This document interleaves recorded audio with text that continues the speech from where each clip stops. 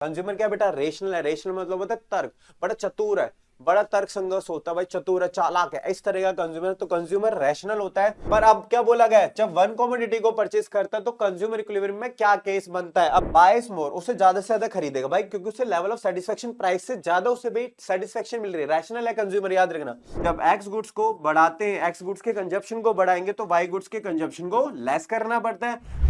Hello everyone, my name is Ankit Sharma. आप देख रहे हैं कॉमर्स एंड फन, जहां टीचर दिल और दिमाग दोनों से बढ़ाते हैं। अब देखिए, आज के 11th क्लास के अंदर हम वन शॉट लेकर आ रहे हैं कंज्यूमर इक्विलिब्रियम। और कंज्यूमर इक्विलिब्रियम बच्चों को बड़ी डिफिकल्टी फेस करनी पड़ती है। अब जरा समझते हैं। तो पहले हमारे पास जो यूनिट सेकंड है 11th क्लास माइक्रो सेक्शन, उसमें हमारे पास कंज्यूमर इक्विलिब्रियम, दूसरी तरफ है डिमांड। डिमांड बहुत इजीली समझ में आ जाता है बच्चों को, सबसे बड़ी डिफिकल्टी फेस करनी पड़ती है कंज्यूमर इक्विलिब्रियम। तो आपके लिए एक ऐसा वन शॉट तैयार करके लाया हूं मैं जो आपको बहुत इजी लगेगा, और ये प्रेडिक्टेबल क्वेश्चन के साथ, और सबसे ज्यादा प्रोबेबिलिटी क्वेश्चंस कौन से होंगे वो हम यहां पर डील भी करेंगे। और इससे पहले आपको मैं बता दूं, आप अगर वीडियो में शुरू से देख रहे हैं तो लास्ट तक आपको वीडियो में बना रहना है। इसी के बाद आपको हर टॉपिक क्लियर होगा अच्छी तरीके से, स्मूथली, बहुत ही इजीली मेथड में लेकर आया हूं। तो हम स्टार्ट करते बेटा कंज्यूमर इक्विलिब्रियम। देखिए 11th क्लास का हमारा कंज्यूमर इक्विलिब्रियम। अब जैसा कि मैंने आपको बता दिया, ये हमारे जो सेकंड यूनिट का एक पैटर्न है। सेकंड यूनिट के अंदर दो टॉपिक में डिवाइड कर देते हैं, कंज्यूमर इक्विलिब्रियम, दूसरा डिमांड। तो हम सबसे पहले स्टार्ट करते हैं, जो वन शॉट होने वाला है हमारा कंज्यूमर इक्विलिब्रियम का होने वाला है। और ये अगर बात करते हैं आगे, हम डिमांड और कंज्यूमर इक्विलिब्रियम एक यूनिट के पार्ट है। हम जैसे कि आपको बताया, मैं चैप्टर वाइज ना चलकर मैं यूनिट वाइज चलता हूं, और यूनिट का पहला सेक्शन जो है हमारा वो कंज्यूमर इक्विलिब्रियम है, और इसी को हम डील करने वाले हैं इस वन शॉट में। ठीक है, तो देखिए हमारे टॉपिक्स क्या रहने वाले बेटा। पहला, रिलेशन बिटवीन टी और एमयू। अब बच्चा ये नहीं बोलेगा कि सर आप ये करा रहे, जैसे मैं पैटर्न बोल रहा हूं वैसे ही पैटर्न आएगा। और बहुत जब आपकी यूनिट पूरी कंप्लीट हो जाएगी, लेक्चर कंप्लीट हो जाएगा, तो आपको कोई चांस नहीं रहेगा कि आप मुझे ये बोल सको ये समझ में नहीं आया। ठीक है, तो हमारा रिलेशन बिटवीन क्या बेटा, टीओ एंड एमयू। फिर दूसरा टॉपिक रहेगा, हम कंज्यूमर इक्विलिब्रियम पढ़ेंगे दो केस के साथ, एक वन कमोडिटी, सेकंड वन कौन सा होगा, टू कमोडिटी। फिर इंडिफरेंस कर्व, बजट लाइन, और कंज्यूमर इक्विलिब्रियम आईसी कर्व में। ठीक है, आईसी कर्व में पढ़ेंगे। फिर देन केस बेस्ड क्वेश्चन भी क्लियर करेंगे हम साथ के साथ। ठीक है, तो हमारा जो पहला पॉइंट है बेटा, और इसके साथ मैं बता दूं कार्डिनल और ऑर्डिनल अप्रोच, ये टीचर पहले पढ़ाते पर मैं पहले नहीं पढ़ाऊंगा, ये लास्ट में क्लियर करेंगे जब हम मेरे कॉन्सेप्ट को समझ में आ जाएगा कि वन कमोडिटी, टू कमोडिटी और आईसी कर्व में क्या डिफरेंस है। ठीक है, क्लियर है। फिर देन हम स्टार्ट करेंगे अपना ये वाला जो हमने सबसे पहले ऐड करके है। तो देखिए, यूनिट को स्टार्ट करने से पहले आपको ना कंज्यूमर टेंडेंसी के हिसाब से सोचना है। आपको इंट्रोडक्शन छोड़ दीजिए, आपको जो डिमांड है ये कंज्यूमर, नाम से पता लग रहा है आपको, ये आपकी टेंडेंसी कैसी होनी चाहिए बेटा, कंज्यूमर वाली होनी चाहिए। कैसी होनी चाहिए, कंज्यूमर। अब जरा समझना, इसमें एक टर्म दिखी होगी आपको, यहां पर आप बोलोगे कि कंज्यूमर की तो बात ही नहीं हुई, आपने यूटिलिटी बताया पहले। अब एक्चुअल में बता दूं यूटिलिटी होता क्या है। अब इसे एक जनरल टर्म में समझना। देखो होता क्या है, आपने प्रैक्टिकली समझना। मैंने क्या करा, जब बोर्ड एग्जाम होते तो उस टाइम में ना पूरा टीचर पूरा एफर्ट्स लगा देता है बच्चे के साथ मिलकर। ठीक है, अब मैंने बोला बोर्ड एग्जाम थे, और बोर्ड एग्जाम थे, मैं ना भूखा प्यासा क्लास लेने चला गया। ठीक है, और मॉर्निंग में वही 6 to 7 की क्लास में निकल गया। ठीक है, अब मॉर्निंग क्लास जब मैं लेक्चर ले रहा था या क्लासेस ले रहा था, तो भाई मैंने पूरा दिन, मतलब मॉर्निंग से लेकर इवनिंग तक क्लास कंटिन्यूसली रखी। अब इसके बाद क्या हो, उस बीच में मैंने कुछ खाया पिया नहीं। अब मुझे क्या था बेटा, बहुत ज्यादा भूख थी, बहुत ज्यादा भूख थी भाई, इतनी भूख थी भाई कुछ भी मिल जाए तो टूट पड़ूंगा। पर क्लास के साथ मैंने पूरी क्लास कंप्लीट करने के बाद जैसे ही रात में गया और घर में घुसते ही मैंने हाथ मुंह धोया और सीधे क्या करा, मैंने मम्मी को बोला भाई खाना लाओ। अब जैसे ही खाना लाया और मैंने जो खाने का पहला निवाला खाया, उससे मुझे जो सेटिस्फेक्शन मिली थी, आहा, बहुत इतनी सेटिस्फेक्शन मिली भाई, मुझे बहुत ज्यादा सेटिस्फेक्शन मिली। इसके बाद फिर जैसे ही मैंने दूसरा निवाला खाया, वो पहले के कंपेयर में उतनी ज्यादा सेटिस्फेक्शन नहीं दे पाया। तो यही होती है बेटा हमारी यूटिलिटी। अब जरा समझना, तो यूटिलिटी का मीनिंग क्या हुआ, utility refer to the want satisfying power of commodity. एक ऐसी बेटा यूटिलिटी एक ऐसी यूनिट होती है जो हमारी वांट्स को क्या करती है, सेटिस्फाई करती है, और ये इसकी पावर को ही हम क्या बोलते हैं बेटा, यूटिलिटी कहते हैं। अब जरा समझो, आपको पता है हर चीज को है ना, हर चीज को मेजर करने की एक यूनिट होती है। अब सिंपल सी बात है, कोई सॉलिड चीज होगी तो आप किलोग्राम या ग्राम में देखोगे, लिक्विड है तो लीटर या मिलीलीटर में देखोगे, जनरल यही होता है। अब हमारे पास क्या, जो मैंने सेटिस्फेक्शन ली है उससे जो पावर मिली, अब पावर कैसे पता लगेगी भाई, कैलोरीज से पता लगेगी, नहीं कैलोरीज से नहीं, आपको यहां पर जो पता लगानी है बेटा, सेटिस्फेक्शन की जो मेजर यूनिट होती है, यानी कि measure unit of satisfaction, satisfaction की जो यूनिट होती है बेटा हमारे पास, जो सेटिस्फेक्शन की यूनिट है उसमें हम कैसे मेजर करते हैं बेटा, यूटिलिटी से करते हैं मेरे प्यारे बच्चों। किससे करते हैं? यूटिलिटी से। किससे करते हैं? यूटिलिटी से। अब यूटिल्स, ये यूटिलिटी होती है जो पावर मिली, और इसको मेजर करने की यूनिट कौन सी है बेटा? यूटिल्स है। क्या है? यूटिल्स है। क्या है? यूटिल्स है। अब जरा समझो, मैंने अब इसको एग्जांपल, उसी एग्जांपल को कंटिन्यू करते। मैंने पहला निवाला खाया, मैंने बोला एक, हमने क्या कर लिया, एक एज्यूम कर लिया कि मुझे पहली रोटी खाने से भाई जैसे ही पहला निवाला खाया तो मुझे सेटिस्फेक्शन कितनी की मिली बेटा? 10 यूटिल्स की। दूसरी यूटिल्स को कंज्यूम करा तो मुझे 8 यूटिल्स की मिली। थर्ड वन हमें 3, अब मैंने तीन को कंज्यूम करा है, कंज्यूम करा, अब इससे जो सेटिस्फेक्शन मिली अलग अलग है।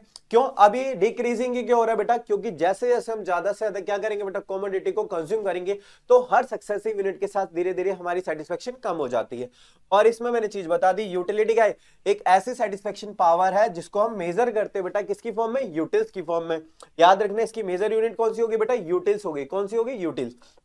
अब मैंने बताया जैसे जैसे हम कमोडिटी को कंज्यूम करेंगे हमारी जो वर्ड्स का जो सक्सेसिव यूनिट के साथ हमारी जो सेटिस्फेक्शन लेवल है वो धीरे धीरे कम होने लग जाएगा। जो पहला निवाला खाया मुझे भाई बहुत ज्यादा सेटिस्फेक्शन थी, कितनी? 10 यूटिल्स। दूसरी यूनिट को कंज्यूम करा तो मुझे 8 यूटिल्स, तीसरी को करा तो मैंने 6 यूटिल्स। तो हमारे पास ये हो गया बेटा यूटिलिटी का मीनिंग। अब यूटिलिटी को दो पार्ट में डिवाइड करेंगे, एक होता है टोटल, एक होता है मार्जिनल। एक टोटल, दूसरा अदर वन कौन सा होता है बेटा? मार्जिनल। अब देखो नाम से पता लग रहा है टोटल यूटिलिटी। क्या नाम है बेटा? Total utility. इसको टीयू से प्लॉट किया जाता है। किससे किया जाता है बेटा? टीयू से। अब देखो टोटल यूटिलिटी क्या होती है। टोटल यूटिलिटी को पहले मैं जनरल टर्म में बता दूं कि क्या है और इसकी इक्वेशन कैसी बनती है। देखो टोटल यूटिलिटी निकालनी है हमें, तो हम क्या करेंगे, जितनी भी नंबर ऑफ यूनिट है सबको कैलकुलेट करना है। जैसे 1 यूनिट को करा मैंने, 2 यूनिट और 3 यूनिट, मैंने 3 यूनिट को कंज्यूम कर रहा हूं, तो इस तरीके से मैंने सारी यूनिट्स को, अभी 3 यूनिट हो गई हमारे पास। ठीक है, अब ध्यान से समझना क्या करना है आपको।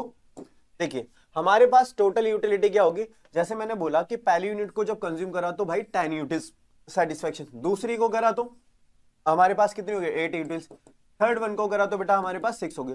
तो टोटल मिलाकर हमारे पास यूटिलिटी कितनी यूटिल सेटिस्फेक्शन मिली? ये। और कितनी यूनिट से मिली बेटा? 3 यूनिट। ये नंबर ऑफ यूनिट को प्लॉट करता है। ये किसको बताते हैं बेटा? नंबर ऑफ यूनिट्स को बताता है।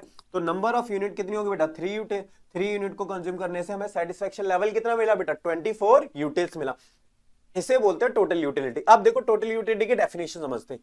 तो total utility refer to the total satisfaction obtain from the consumption of all possible का मतलब 1 2 3, इनसे सारी यूनिट को कंज्यूम करा और उससे जो ऑब्टेन हुई मुझे सेटिस्फेक्शन, उसी को हम टोटल यूटिलिटी कहते हैं। बात क्लियर है? चलो अब नेक्स्ट पॉइंट है बेटा मार्जिनल यूटिलिटी। किसके बारे में बात करते हैं? मार्जिनल।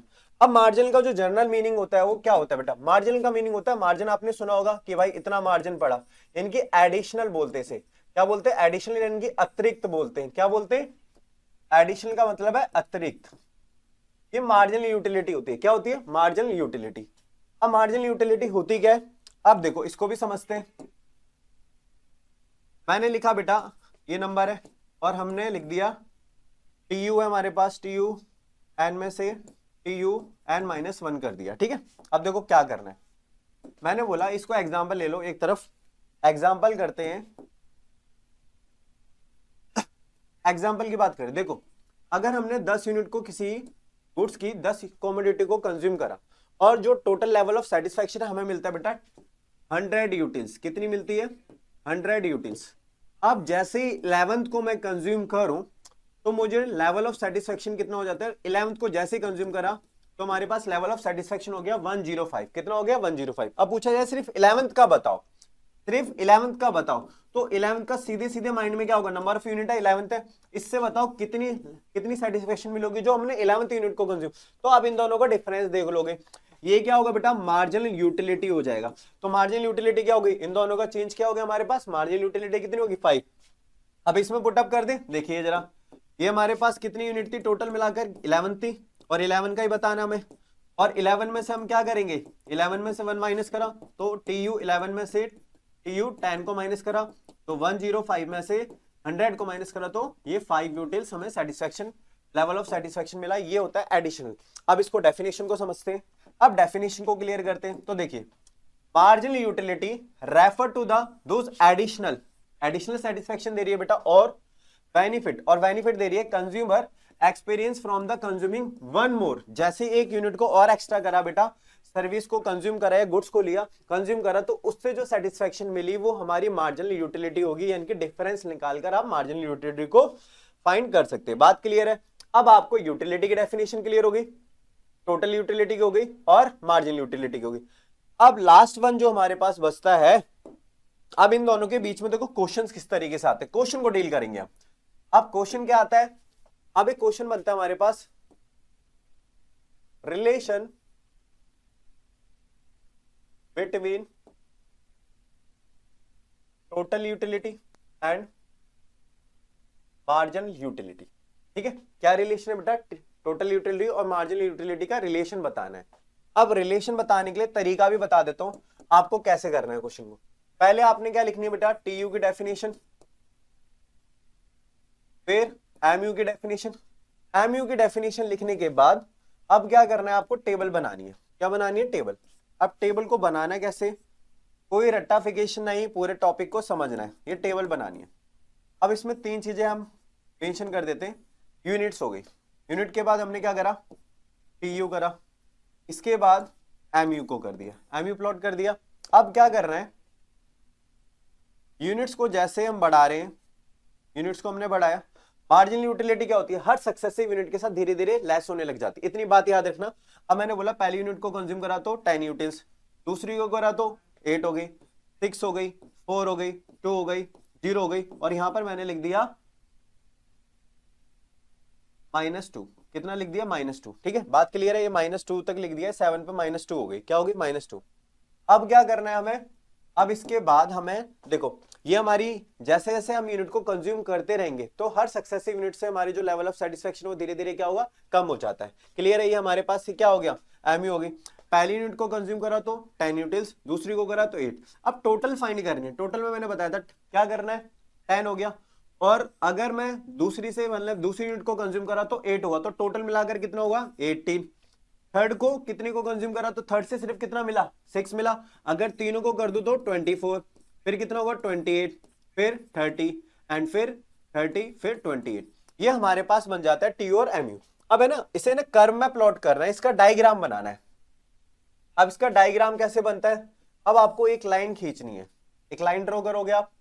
लाइन को ड्रॉ करने के बाद आपको पता है एमयू हमारे पास नेगेटिव में जा रहा है, किसमें जा रहा है, नेगेटिव में। अब दो दो के डिफरेंस से आप इस डायग्राम को बना सकते हो। ये हो गया हमारे पास एक्स एक्सिस हो गया, ये ओरिजिन पॉइंट हो गया।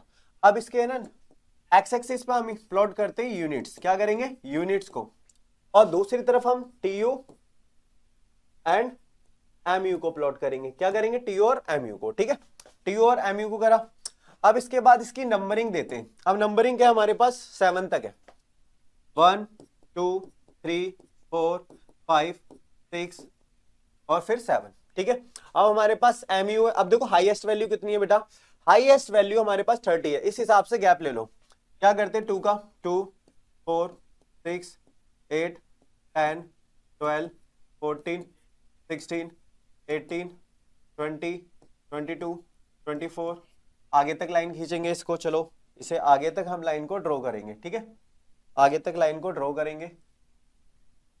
आगे तक लाइन को अगर ड्रॉ करा तो, क्योंकि 30 तक हमें बनाना है। अब देखिए इसके बाद 26 28 और फिर लास्ट वन 30, और जितना इसमें इंटरवल रखा है उसमें इतना रखना है बेटा, -2। अब इसके डायग्राम के अकॉर्डिंग प्लॉट करते हैं डायग्राम को। देखिए 1 यूनिट के पास हमारे पास टीयू कितना है, 10 है, 1 पर 10 है। ठीक है, सेकंड पर कितना है, 18 है, सेकंड पर 18 है तो यहां हो जाएगा, सेकंड पर 18 है। फिर थर्ड पर कितना है, 24 है, 24। 4 पर कितना है हमारे पास, 28 है, 4 पर 28 है, 28। ठीक है, फिर 5 पर कितना है, 30 है, तो देखिए 30 30 30 ये हो गया। 6 पर 30, फिर 28। अब ये सारे पॉइंट से इनको थोड़ा हाईलाइट कर देते हैं इन्हें। ठीक है, अब इन पर एक लाइन ड्रॉ करेंगे, फ्री हैंड लाइन बनानी है आपको। अब फ्री हैंड लाइन को बनाते हैं तो ये हमारे पास बन गया टीयू, और टीयू का क्लोजिंग पॉइंट क्या बन गया, टीयू का क्लोजिंग पॉइंट। अब एमयू को ड्रॉ करते हैं। एमयू क्या है, 1 पर 10 है, फिर 2 पर कितना है, 8 है, 3 पर कितना है, 6 है, 4 पर कितना है, 4 है, 5 पर कितना है 2 है, फिर 0, फिर -2, ठीक है। अब इन सारे पॉइंट्स को इधर मिला दिया, ये हमारे पास बन गया MU का क्लोजिंग पॉइंट। अब देखिए जरा, अब आपको दिख रहा होगा यहाँ पर 32 है, तो यहाँ लिखोगे TU मैक्स, क्या लिखोगे TU मैक्सिमम है। अब TU जहां मैक्सिमम, वहां से एक लाइन इंटरसेक्ट करेगी जो MU 0 को काटती है, MU 0, और यहाँ पर बन जाएगा हमारे पास MU मैक्सिमम, क्या बन जाएगा MU मैक्सिमम। तो इस तरीके से हमारा एक पूरा कर्व बन जाता है। कर्व बनने के बाद आपने डेफिनेशन लिखनी है, फिर टेबल है, फिर राइट में डायग्राम। उसके बाद आपको क्या करना है, इसके बाद अब इसके रिलेशंस लिखने हैं। क्या लिखने, रिलेशंस लिखने। तो रिलेशन देखो शॉर्ट में बता दूं मैं, रिलेशन लिखेंगे तो क्या होगा, पहला रिलेशन, और उसको समझेंगे भी अच्छे से, ठीक है। When TU increases, MU decreases but still positive, ठीक है। अब दूसरा point, when TU maximum and constant, MU will be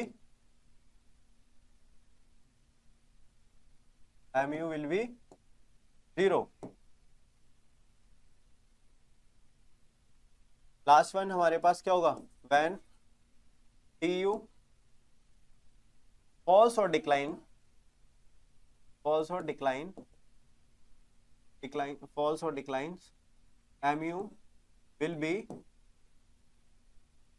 negative, MU will be negative. अब देखिए तीन रिलेशन थे, अब तीनों रिलेशन को अच्छे से समझते। देखिए कोई रट्टाफिकेशन नहीं है। अब डायग्राम में देखो, पहला रिलेशन क्या बोला गया था, पहला रिलेशन बोला गया था when TU increases, MU will be decrease, ठीक है, पहला point. when TU maximum constant, MU will be 0। फिर क्या होगा, MU falls और डिक्लाइन, तो MU क्या होगा बेटा, नेगेटिव हो जाएगा। अब कर्व में भी देखोगे, जब MU का इंक्रीजेस हो रहा है तो DU क्या होगा, डिक्रीजेस होगा। जब ये मैक्स और मैक्सिमम कांस्टेंट है तो ये 0 होगा। जब फॉल्स और डिक्लाइन होता है तो MU क्या होगा बेटा, नेगेटिव होगा। बात क्लियर है। इसके बाद हमें TU और MU के रिलेशन के साथ तो कोई दिक्कत नहीं होगी। अब देखिए इसके बाद है ना, law of diminishing marginal utility आता है, law of diminishing marginal utility. अब इसमें से देखिए जरा, अब मैं इसके मल्टीपल थोड़े क्वेश्चन बता दूं आपको। देखिए इसमें क्वेश्चन क्या क्या आ सकता है बेटा, आपको एक तो पहला क्वेश्चन बोल देगा relation between the, explain the relation between TU और MU with suitable diagram and table, ठीक है, क्लियर है, आपने कर दिया। दूसरा अदर वन क्वेश्चन आ जाता है क्वेश्चन कि explain the behaviour of TU। अब TU का बिहेवियर बोला गया तो TU की डेफिनेशन टेबल दोनों की बनेगी, डायग्राम सिर्फ TU का बनेगा, और TU के ही हम रिलेशन लिखेंगे। पहले इनिशियली स्टेज पे इंक्रीजेस होता है, फिर मैक्सिमम कांस्टेंट है, फिर फॉल्स और डिक्लाइन होता है। इसी के अपोजिट अगर मैं बोल दूं कि explain the behaviour of MU, तो MU में क्या करना है आपको, MU की डेफिनेशन आएगी, टेबल दोनों की बनेगी, डायग्राम सिर्फ MU का ही बनेगा। किसका बनेगा, MU का बनेगा। MU का डायग्राम बनने के बाद फिर आपको क्या लिखना है, MU का रिलेशन लिखना है, कि सिर्फ MU की कंडीशन लिखनी है। पहले डिक्रीजेस होता है, फिर फॉल्स हो जाता, मतलब 0 हो जाता है, फिर उसके बाद नेगेटिव हो जाता है। इसके बाद हमारे पास जैसे TU और MU कंप्लीट हो गया, किस टाइप से क्वेश्चन आता है। अब इसके अलावा एक DMU होता है, वो MU से ही निकला हुआ है। अब इसमें क्या होता है जरा समझना, ये हमारे पास डिमांड में भी अप्लाई होगा जब हम पढ़ेंगे डिमांड को, ठीक है। तो ये होता है law of diminishing marginal utility. Demand के कंटेस्ट में कैसे होगा वो अलग बताऊंगा मैं, पर अभी समझो कि यूटिलिटी के कंटेस्ट में कैसे बनता है हमारे पास। Law of diminishing marginal utility, इसे बोलते हैं DMU, लॉ ऑफ DMU, ठीक है, बात क्लियर है। Dimensioning marginal utility. अब देखो ये जरा समझना, द लॉ स्टेट। अब इसमें क्या होता है जरा समझना, हमने एक नियम पढ़ा कि जैसे जैसे कंज्यूमर ज्यादा से ज्यादा कमोडिटी को करेगा, उसकी लेवल ऑफ सेटिस्फेक्शन धीरे धीरे क्या होगा, हर सक्सेसिव यूनिट के साथ लेस हो जाता है। हर सक्सेसिव यूनिट बढ़ती रहेगी और यूटिलिटी क्या होगी, कम होती रहेगी। बिल्कुल सही है। जैसे मैंने बोला पहला निवाला खाया तो मुझे सेटिस्फेक्शन क्या मिल रही थी, 10 यूटिल्स की थी। दूसरा निवाला खाया तो 8 की। पहले के जैसे कंपेयर में सेटिस्फेक्शन नहीं देगा, तो जैसे जैसे यूनिट को बढ़ाएंगे हमारी जो यूटिलिटी वो धीरे धीरे लेस होने लग जाती है। अब जरा समझो तो law of diminishing marginal utility क्या होता है। The law state as more and more unit को क्या करते हैं बेटा, कंज्यूम करते हैं। More and more unit of a commodity are consume, हम कंज्यूम करते हैं, तो जो मार्जिनल यूटिलिटी है ड्राइव फ्रॉम ईच सक्सेसिव, हर सक्सेसिव यूनिट के साथ क्या होगी बेटा, गोज ऑन दी फॉलोइंग या डिक्रीजिंग, क्या होगी बेटा, घटना स्टार्ट हो जाती है, घट रही है। जैसे जैसे हम यूनिट को बढ़ा रहे हैं हमारी मार्जिनल यूटिलिटी या सेटिस्फेक्शन लेवल है वो धीरे धीरे कम हो रहा है। इसी को लॉ ऑफ DMU कहा जाता है। बात क्लियर है। चले इसके बाद इसकी कुछ है ना एजप्शंस होती हैं। अब ये अप्लाई कब होगा, अब अप्लाई कैसे होगा, अब बोलोगे नहीं सर, मैंने कमोडिटी को खाया, पहले सुबह खाया फिर शाम को खाया मैंने, मुझे बहुत ज्यादा सेटिस्फेक्शन मिली, उसके ज्यादा हो सकता है मुझे शाम को ज्यादा नहीं। नहीं, अब कुछ एजेप्शन होते हैं, कुछ नियम होते हैं, उस नियमों का पालन करना है। अगर आपने उसको समझ लिया वही आपको कॉन्सेप्ट को क्लियर हो जाएगा। अब देखो क्या क्या इसके एजेप्शंस होती है, क्या क्या मान्यता होती है। पहली, all the unit of commodity must be the same all respect. देखो हर रिस्पेक्ट के साइज से बेटा सेम होनी चाहिए। फॉर एग्जाम्पल, मैं जाकर है ना, मुझे भूख लग रही है, मैंने समोसे हलवाई की दुकान पर जाकर समोसे खाए। अब जरा समझना,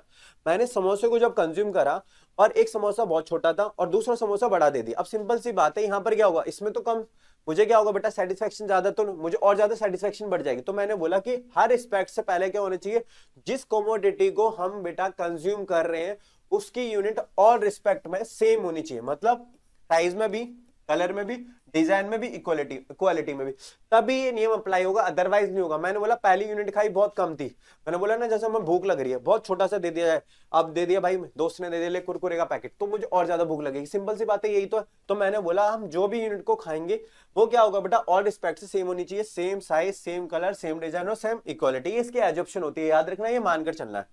इसके बाद the unit of the commodity must be the standard size, एक स्टैंडर्ड साइज होना चाहिए, मैंने बोला साइज के तौर पर एडुकेट और सुटेबल साइज होना चाहिए, बहुत ज्यादा नहीं होना चाहिए, इतनी बड़ी बड़ी भाई, जैसे आपने देखो परांठे भाई, उसके परांठे मुरथल में चले जाओ वहां के परांठे ऐसे मिलेंगे, नहीं, हर टाइप से क्या होना चाहिए, सुटेबल, एक स्टैंडर्ड साइज होना चाहिए। अब लास्ट वन, जो कंजप्शन है बेटा of commodity must be the continuous without any time interval. अब टाइम इंटरवल नहीं होना चाहिए, पहले मैंने सुबह खाया फिर शाम को खाया, इससे तो भाई सेटिस्फेक्शन लेवल का आप कंपेयर ही नहीं कर पाओगे, समझ रहे हो, ये तो बहुत ज्यादा फर्क है। तो यहाँ पर क्या, कोई टाइम इंटरवल नहीं है, आपको कंटिन्यूसली उस गुड्स को क्या करना है, कंज्यूम करना है, तो सेटिस्फेक्शन तब लेस होगी। अब ऐसे नहीं कि आज मॉर्निंग में खाया फिर शाम को खाया, शाम को पूरा दिन हारा थका बंदा जाकर खाएगा तो उससे सेटिस्फेक्शन और ज्यादा मिलेगी, तो ऐसे नहीं करना। इसमें टाइम इंटरवल क्या होना चाहिए, सेम होना चाहिए, उसी टाइम आपको कंटिन्यूस को कंज्यूम करना है। बात क्लियर है? अब आ जाइए इसके बाद, अब आपको क्या करना है, आपको वही टी और एमयू की डेफिनेशन बनानी, मतलब टेबल बनानी है। अब इसको समझते पहले टेबल बना के बता देता हूं मैं आपको। देखिए अब आपको क्या करना है, जैसे आपको बोला गया है कि explain the law of diminishing marginal utility with suitable diagram and table, तो आपको टेबल भी बनानी पड़ेगी। अब टेबल कैसे बनाएंगे, अब टेबल वही जो हमने टी और एमयू में बनाई थी। बात क्लियर है? बस उसी नियम को अप्लाई करना है आपको। ये हमारे पास यूनिट है, ये क्या हो गया, टी यू हो गया, और ये हमारे पास हो गया एमयू, क्या हो गया, एमयू। अब क्या करना है, जैसे जैसे यूनिट्स बढ़ेंगी level of satisfaction her successive unit के साथ लेस होता है। बिल्कुल यही हमने बात पढ़ ली थी बेटा। ये कितना हो गया, 10, 8, 6, 4, 2, 0 और -2। बात क्लियर है? अब यहां पर क्या होगा, 10, 8 और ये क्या होगा 24, 28। आप क्या करते हो, क्रॉस प्लस करते जा रहे हो, ठीक है। इसके बाद 30, देन 30, फिर उसके बाद 28। तो हर सक्सेसिव यूनिट के साथ धीरे धीरे ये लेस होने लग जाएगा। अब एमयू का मैंने डायरेक्ट है ना फ्री एंड डायग्राम बना देता हूँ ताकि कोई दिक्कत ना रहे। हमने ये डायग्राम को प्लॉट करा, ये हमारे पास एक्स एक्सिस हो गया।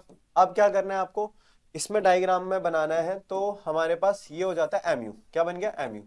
एमयू हो गया, ये एमयू 0 हो गया, और ये यूनिट्स हो गई हैं, ये -y एक्सिस ओरिजिन पॉइंट, और इधर लिख दोगे आप MU, D MU, law of diminishing marginal utility. बात क्लियर है? आपने सारे डायग्राम में सारी चीजें प्लॉट कर दी है। ये हमारे पास, इसके कंप्लीट करने के बाद अब डीएमयू को समझेंगे कि डीएमयू होता क्या है। इसको हम टेबलर फॉर्म में समझते हैं, जो टेबल हमने बनाई है उसको एक्सप्लेन किया गया है।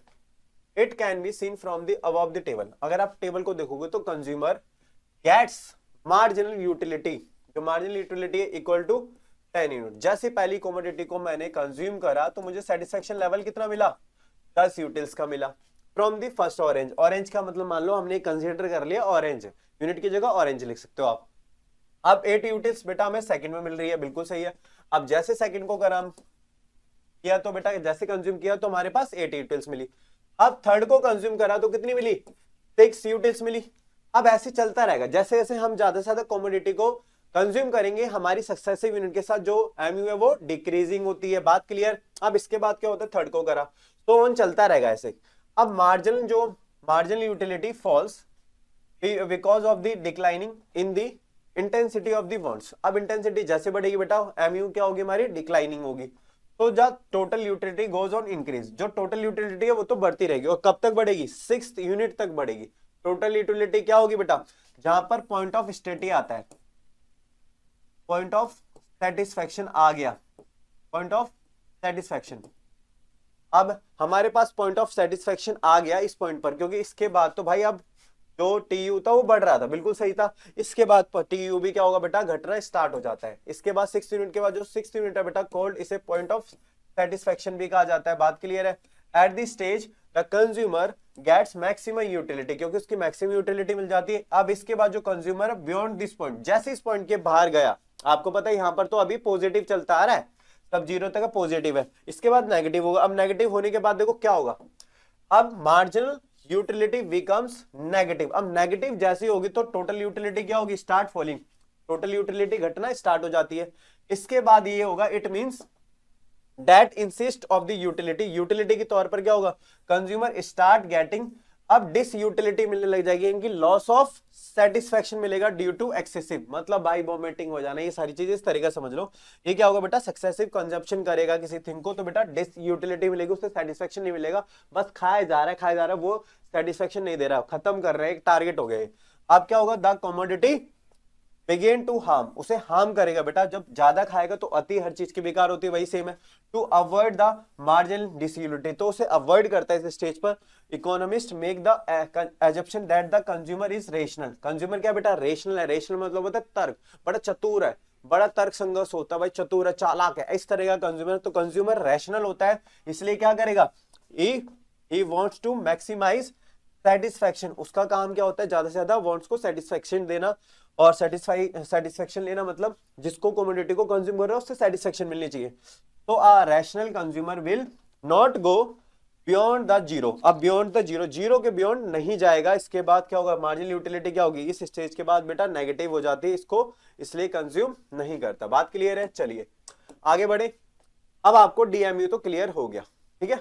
अब देखिए आपको मैंने अभी तक क्या बता दिया बेटा, एक एक टास्क को कंप्लीट करते हैं हम, तो आपका पॉइंट क्लियर होता है बेटा। सबसे पहले क्या हुआ, आपने रिलेशन को कंप्लीट कर लिया।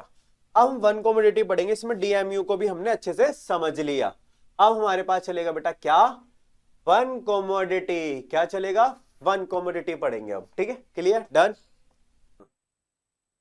अब टी और एमयू के बाद हमारा नेक्स्ट टॉपिक है वन कमोडिटी केस। क्या है, वन कमोडिटी केस। देखिए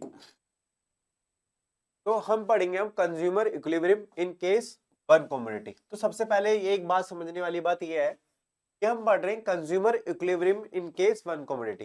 पहले ना इसका मीनिंग समझेंगे कि कंज्यूमर इक्विलिब्रियम होता क्या है। आप जरा समझना, इक्विलिब्रियम का मतलब होता है बेटा संतुलन। क्या बोलते हैं हम, संतुलन।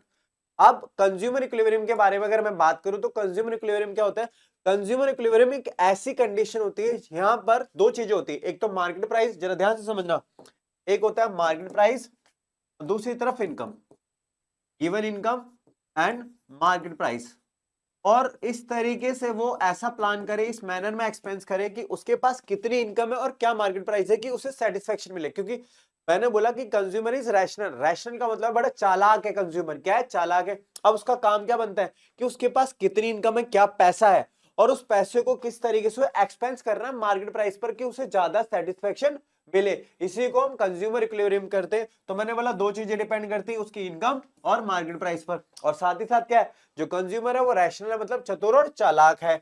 अब जरा समझो, the consumer is in equilibrium, जो कंज्यूमर है बेटा वो इक्विलिब्रियम में है, कब, when given his income and market price, जो उसकी इनकम है और मार्केट प्राइस है, ही प्लान्स हिज एक्सपेंडिचर, क्या करा है वो अपनी इस तरीके से एक्सपेंडिचर करता है इन अ सच अ मैनर, इस मैनर में कि that he maximize is total satisfaction, की उससे लेवल ऑफ सेटिस्फेक्शन का जो है बेटा वो ज्यादा मिले। क्योंकि रैशनल कंज्यूमर हमेशा क्या करेगा, अपनी इनकम और मार्केट प्राइस पर इस तरीके से एक्सपेंस करेगा या इस मैनर में एक्सपेंस करेगा उससे ज्यादा सेटिस्फेक्शन मिले, तो इसी को बोलते हैं हम कंज्यूमर इक्विलिब्रियम। आप ध्यान से समझो, पर अब क्या बोला गया है, जब वन कमोडिटी को परचेज करता है तो कंज्यूमर इक्विलिब्रियम में क्या केस बनता है, अब ध्यान से समझेंगे। चलिए अब इसको आगे बढ़े। तो कंज्यूमर इक्विलिब्रियम के अंदर हमारे पास क्या निकल कर आता है बेटा, पॉइंट ये आता है, अगर मैं कंज्यूमर इक्विलिब्रियम के बारे में बात करूं तो आपको इस केस को समझना है। तो पहले आप क्या लिखोगे बेटा, डेफिनेशन, क्या लिखनी है मेरे प्यारे बच्चों, डेफिनेशन। और डेफिनेशन के बाद आपको एक कंडीशन लिखनी है। क्या लिखनी है?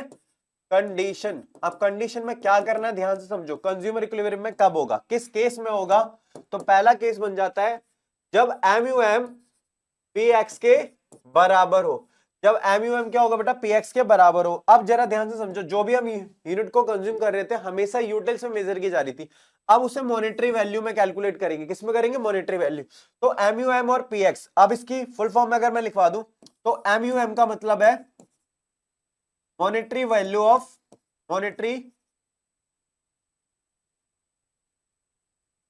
ऑफ मार्जिनल यूटिलिटी, ठीक है। और PX का मतलब है प्राइस ऑफ एक्स गुड्स।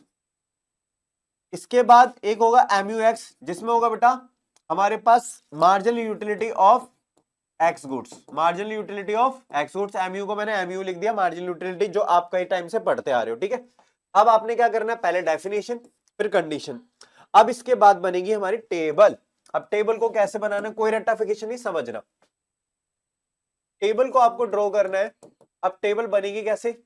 आपने लिखा बेटा यूनिट्स, ठीक है। यूनिट्स के बाद क्या बनेगा? TU, सॉरी, इसके बाद हम बनाते हैं MUX, और ये हो गया PX, और फिर बन जाता है MUX के बाद MUM का फॉर्मूला होता है MUX अपॉन में PX, और लास्ट वन हमारे पास आएगा गेन। क्या आएगा? गेन। अब इसको हमने ड्रॉ कर दिया, ठीक है। चलिए अब क्या करना है आपको? आप यूनिट्स लिखोगे और यूनिट्स हर सक्सेसिव यूनिट के साथ कम होने लग जाती है। इसको मैंने कर दिया भाई उस वाले कॉन्सेप्ट की तरह, ठीक है। आपको वैसे ही है, यूनिट्स लिखा, यूनिट के साथ क्या है बेटा? अब DMU का नियम क्या होता है? मार्जिनल यूटिलिटी क्या होती है? हर सक्सेसिव यूनिट के साथ धीरे धीरे लेस होने लग जाती है। अब इसको करा 8 है, मतलब 10 8 6 4 2 0 और -2। इसके बाद प्राइस ऑफ एक्स गुड्स। अब जरा ध्यान से समझना, ये चीज जो हमें प्लॉट की हुई है बेटा वो यूटिल्स में, किसमें? यूटिल्स में। और दूसरी तरफ हमारे पास रुपीस क्या बेटा? जो PX है प्राइस ऑफ एक्स गुड्स हो गया रुपीस में। अब इस रुपीस को अगर मैं कैलकुलेट करूं, अब रुपीस मैंने बोला कि मार्केट के अंदर एक ही प्राइस है, अब प्राइस मैंने रख लिया 1 1 1 1 1 1 1।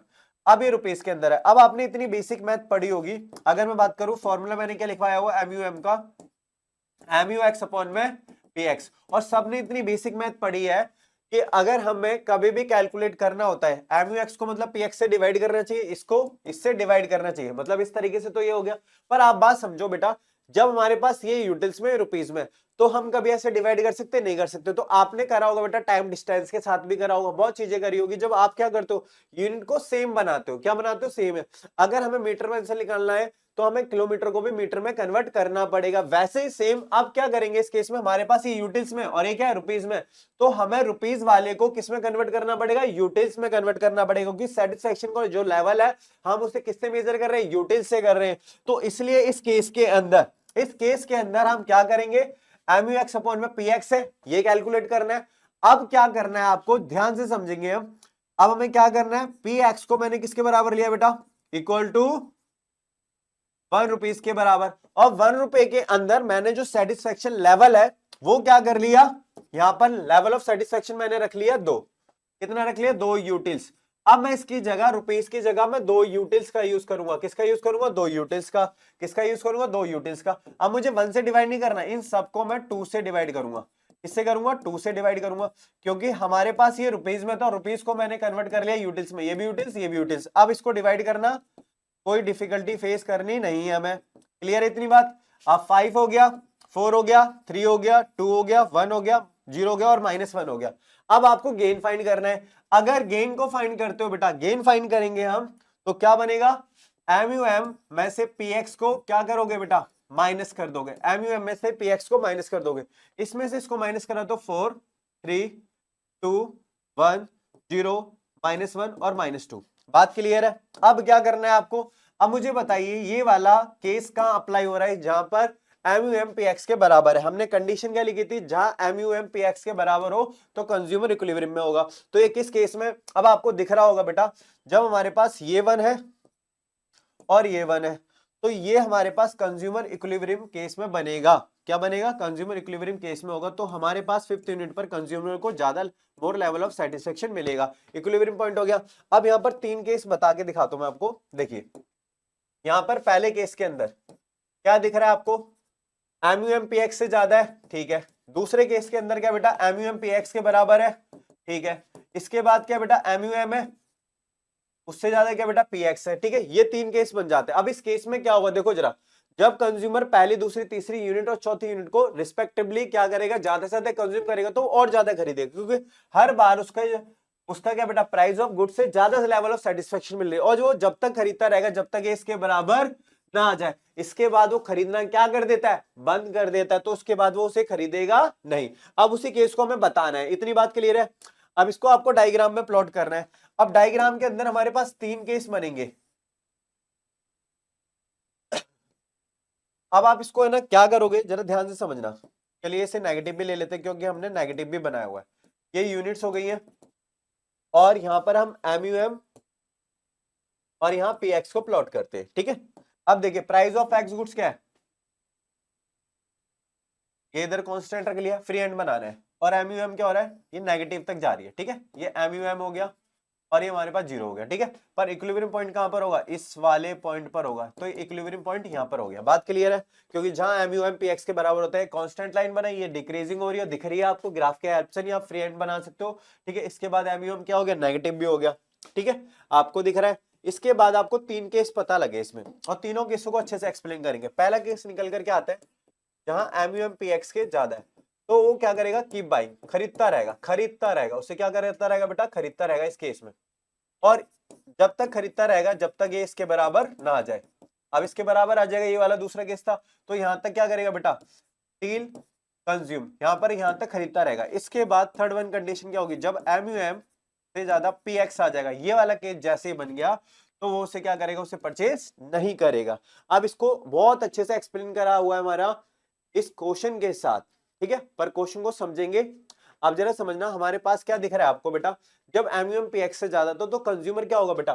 पहली दूसरी तीसरी चौथी यूनिट को कंज्यूम करता रहेगा, कंज्यूम करता रहेगा, और जब तक कंज्यूम करेगा जब तक एक दूसरे के बराबर ना जाए, उसके बाद उसे कंज्यूम नहीं करेगा। अब इससे क्वेश्चन है, देखो जो मैंने बोला था ना, क्वेश्चन भी बताते चलूंगा कि आपके साथ आपके एग्जाम में कैसा क्वेश्चन देखने को मिल सकता है। तो देखिए एक क्वेश्चन दिया हुआ है, इसको समझते हैं। तो given price of a goods, आपको दिया हुआ गुड्स का एक प्राइस दिया हुआ है, ठीक है। How does consumer decide as to how much quantity to buy? तो कैसे डिसाइड करेगा कि उस गुड्स की क्वांटिटी कितनी परचेज करनी है, क्योंकि प्राइस तो आपको दिया हुआ है और चलो अमाउंट भी आपके पास। अब कैसे डिसाइड करेगा? तो देखो, a consumer decide by the comparing MU, इसको कंपेयर करेगा बेटा MU को with the price of, price से कंज्यूम करेगा। किससे करेगा? प्राइस से करेगा। किससे करेगा? प्राइस से करेगा।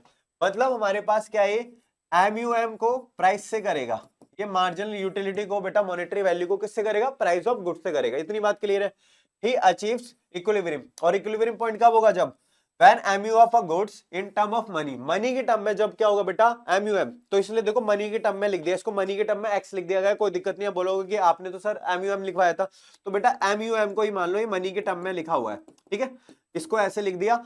जब ये एक दूसरे के बराबर होगा तो वहां तक भाई परचेज करेगा। अब इसको केस पढ़ते देखो, देयरफॉर इसलिए तो लॉन्ग एज MUX जब PX से ज्यादा, ये पहला केस है, ठीक है। द कंज्यूमर कीप्स बाइंग, उसे खरीदता रहेगा of goods as the consumer buys more, उसे ज्यादा से ज्यादा खरीदेगा भाई, क्योंकि उसे लेवल ऑफ सेटिस्फेक्शन प्राइस से ज्यादा उसे भी सेटिस्फेक्शन मिल रही है। रैशनल है कंज्यूमर, याद रखना।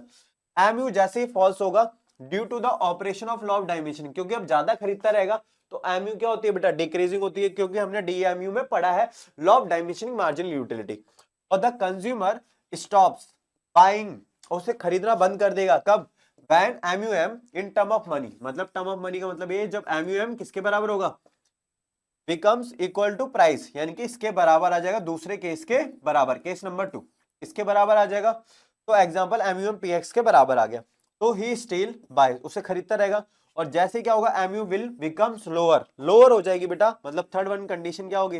जब MUM PX से कम हो जाएगी तो प्राइस शोइंग डिसएडवांटेज, उसे डिसएडवांटेज दिखेगी, क्योंकि विच आर रैशनल, रैशनल मतलब बड़ा चतुर कंज्यूमर है, विल नॉट अब एक्सेंट, अब इस एक्सेंट में उसे वो परचेज नहीं खरीदेगा, वो नहीं खरीद पाएगा भाई, क्योंकि मार्केट से ज्यादा प्राइस में उसको चीज पड़ रही है। क्योंकि क्या है, जरा ध्यान से समझना, अगर मैं टेबुलर फॉर्म में बताऊं तो आपको क्या दिख रहा है कि उसके पास बेटा देखो क्या दिख रहा है, इसके बाद आपको पता है कि प्राइस ऑफ तो ज्यादा गुड्स का प्राइस ज्यादा है, उसके पास मॉनेटरी वैल्यू क्या है, लेवल ऑफ सेटिस्फेक्शन तो उसे जीरो मिल रहा है, उसके बाद नेगेटिव हो जाएगा, तो इसलिए वो परचेज नहीं करेगा। आप जीरो तक भी इसे प्लॉट कर सकते हो। तो ये हुआ बेटा वन कमोडिटी क्लियर हो गया, और मैं आशा करता हूं कि आपको बहुत अच्छे से समझ में आ रहा होगा।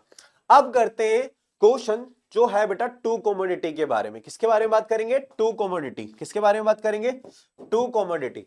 अब देखिए टू कमोडिटी के अंदर क्या होता है और टू कमोडिटी का कॉन्सेप्ट क्या है, मैं एक टेबल बताऊंगा आपको, फिर उसके बाद क्वेश्चन को क्लियर करेंगे।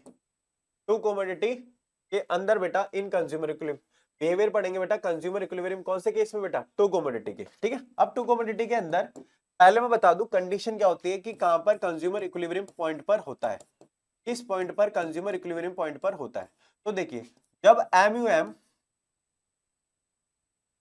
यू एक्स अपॉन में पी एक्स के बराबर होगा, या मैं कहूं जब M U M P Y के बराबर होगा, तो भाई कंज्यूमर इक्विलिब्रियम लेवल पर होता है। क्या होगा बेटा, कंज्यूमर इक्विलिब्रियम लेवल पर होगा जब ये एक दूसरे के बराबर होगा। अब इसको मैं प्रूव भी करता हूं। मान लीजिए हमने क्या करा, एक कंज्यूमर के पास बेटा 50 रुपीज है, कितने 50 रुपीज है। अब 50 रुपीज को वो इस तरीके से एक्सपेंस करेगा कि उसे लेवल ऑफ सेटिस्फेक्शन दोनों गुड्स पर सेम सा मिले। अब क्या करेंगे, ध्यान से समझना, मैं यहाँ पर टेबल से की हेल्प से बताना चाहता हूं आपको। मैंने क्या करा, एक गुड्स का प्राइस रखा बेटा 4 रुपीज और एक का रखा मैंने 5 रुपीज। कितना रखा, 5 रुपीज पर यूनिट, ठीक है, बात क्लियर है। मैंने बोला 4 के हिसाब से वो 5 यूनिट को परचेज करेगा, तो और पूरा आपको पूरा एंटायर अमाउंट को एक्सपेंस करना है, तो 20 रुपए हो गए, 20 रुपीज हो गए। वहीं अगर 5 रुपए के हिसाब से 6 यूनिट को करे तो कितना होगा बेटा, ये 30। अब हो गए बेटा, ये 30 रुपीज हो गए, 20 रुपीज हो गए। तो इस तरीके से आपको दिख रहा है ये 20 रुपीज का अमाउंट और ये 30 का पूरा टोटल कितना हो गया बेटा, 50 रुपए का जो एंटायर अमाउंट है पूरा एक्सपेंस हो गया। अब इसके बाद आपको क्या करना है, टेबल बनानी है। अब टेबल को रटनी नहीं है, आप घर पे भी प्रैक्टिस कर सकते हैं, क्लियर है। आप देखो आपने यूनिट्स लिख दी है, यहां पर लिख दिया मैंने एम यू एक्स, और यहां पर इसका एम यू एम निकालेंगे, फाइंड करेंगे। और कैसे निकालेंगे, एम यू एक्स अपॉन में पी एक्स, बात क्लियर है। इसके बाद एम यू वाई कर लिया, इसको भी क्या करा बेटा हमने, एम यू एम है, इसकी यूटिलिटी हमने ये मान लिया, ठीक है। अब एम यू वाई अपॉन में क्या होगा, पी वाई होगा। ये तो हो गया बेटा पूरा का पूरा फॉर्मूला। अब देखो कैसे करना है, तरीका बताऊंगा, सिर्फ तरीका समझना। आपने क्या करना है बेटा, पहले यूनिट्स को लिख दिया, ठीक है, 6 7 7 तक लिख दिया क्योंकि 6 तक हमारे पास ही है। अब पहले यूनिट को इस तरीके से लेना है कि आपको बेटा 4 से डिवाइड हो जाए, किससे हो जाए, 4 से डिवाइड हो जाए। तो मैंने लिखा बेटा 32, 28 और कितना 24, 20, 16, 12 और ये हो गया बेटा 8, ठीक है। अब इन सबको किससे डिवाइड करेंगे हम, इस सबको किससे डिवाइड करेंगे, 4 से। किससे करेंगे, 4 से डिवाइड करेंगे। किससे करेंगे, 4 से डिवाइड करेंगे। अब देखिए 4 से डिवाइड करा, 8 हो गया, 7 हो गया, 6 हो गया, 5 हो गया, 4 हो गया, 3 हो गया, 2 हो गया, ठीक है। ये हमारे पास पूरा पूरा एक एंटायर अमाउंट हो गया है, ध्यान से समझना, एमयूएम हो गया। अब इसके बाद क्या करना है आपको, देखिए अब इसके 5th यूनिट पर क्या यूनिट लिख लिया, पहले 5th यूनिट को देखेंगे। 5th यूनिट पर क्या फाइंड हुआ हमारा, देखिए 5th यूनिट पर 4 आ रहा है, तो हमें इस तरीके से टेबल बनानी है, इस तरीके से टेबल बनानी है। देखिए जरा इसकी जो 4th यूनिट पर ध्यान से समझना, मैंने क्या बोला आपको, मैं एक बार दोबारा बता दूं, 50 रुपीज था हमारे पास अमाउंट, मैंने कुछ भी ले लिया, आप कुछ भी अमाउंट लेके चलो, उसके अमाउंट से सेट करा। और ये बेटा 4 रुपीज पर यूनिट है, ये कितना बेटा 5 रुपीज पर यूनिट है। अगर इसके बेटा 5 यूनिट्स को परचेस कर लो तो मेरा 20 अमाउंट एक्सपेंस बचा कितना 30। अब 30 कैसे होगा, 6 यूनिट को जब परचेस कर लेगा तो 30, दोनों का मिलाकर बेटा 50 है पूरा, आउट ऑफ जो पूरा हमारे पास एंटायर अमाउंट हो पूरा एक्सपेंस हो गया। अब इसके बाद आपने देखा कि इसकी 5th यूनिट के अंदर वन कम्युनिटी के अंदर जो 4 आ रहा है वो सेम हमारे पास इसकी 6th यूनिट पे भी 4 आना चाहिए। इसकी 6th यूनिट पे भी क्या होना चाहिए बेटा, 4 आना चाहिए। इसकी 6th यूनिट पे भी क्या आना चाहिए, अब इसको मैं एक अंडरलाइन कर लेता हूं, इसकी 6th यूनिट पे भी क्या आना चाहिए, 4 आना चाहिए। अब 4 कैसे आ सकता है, ध्यान से समझो। अब मैंने ऊपर की तरफ अगर टेबल को बनाऊं तो 4 कब आएगा, और आपको पता है इसका प्राइस कितना है, 5 रुपीज पर यूनिट के हिसाब से। अब 5 रुपीज पर यूनिट के हिसाब से तो मैंने क्या करा, 20 से डिवाइड करूंगा, किससे करूंगा, 20 से। तो इसके बाद आपको पता लगा 20 से करा तभी 4 आएगा। अब इसके ऊपर आप क्या करोगे, एमयू को बढ़ा दोगे, 35 40 और 45। बात क्लियर है? इसके नीचे आपने 15 भी कर दिया, ठीक है। आप सबको डिवाइड करोगे तो 9, 8, 7, 6, 5 और आपको इधर consumer equilibrium level of satisfaction में मिल जाएगा। बात क्लियर है? अब देखो क्वेश्चन कैसे बनता है, उस क्वेश्चन को समझाना बहुत जरूरी है, क्वेश्चन को समझाना बहुत जरूरी है। उसके बाद आपको ये पूरा क्लियर हो गया। अब क्लियर होने के बाद देखो क्वेश्चन कैसे बनता है हमारे बेटा, वन कमोडिटी के साथ। पहले हाँ क्वेश्चन निकल कर ये आएगा, पहले न्यूमेरिकल की फॉर्म में समझ लेते। देखो क्वेश्चन ये हमारे पास, हमें बोला गया है a consumer consumes only two goods, दो गुड्स है बेटा, एक्स और वाई है। हुज प्राइस बेटा, उसका प्राइस क्या दिया हुआ बेटा, 5 रुपीज पर यूनिट है, और दूसरा बेटा 4 रुपीज पर यूनिट है।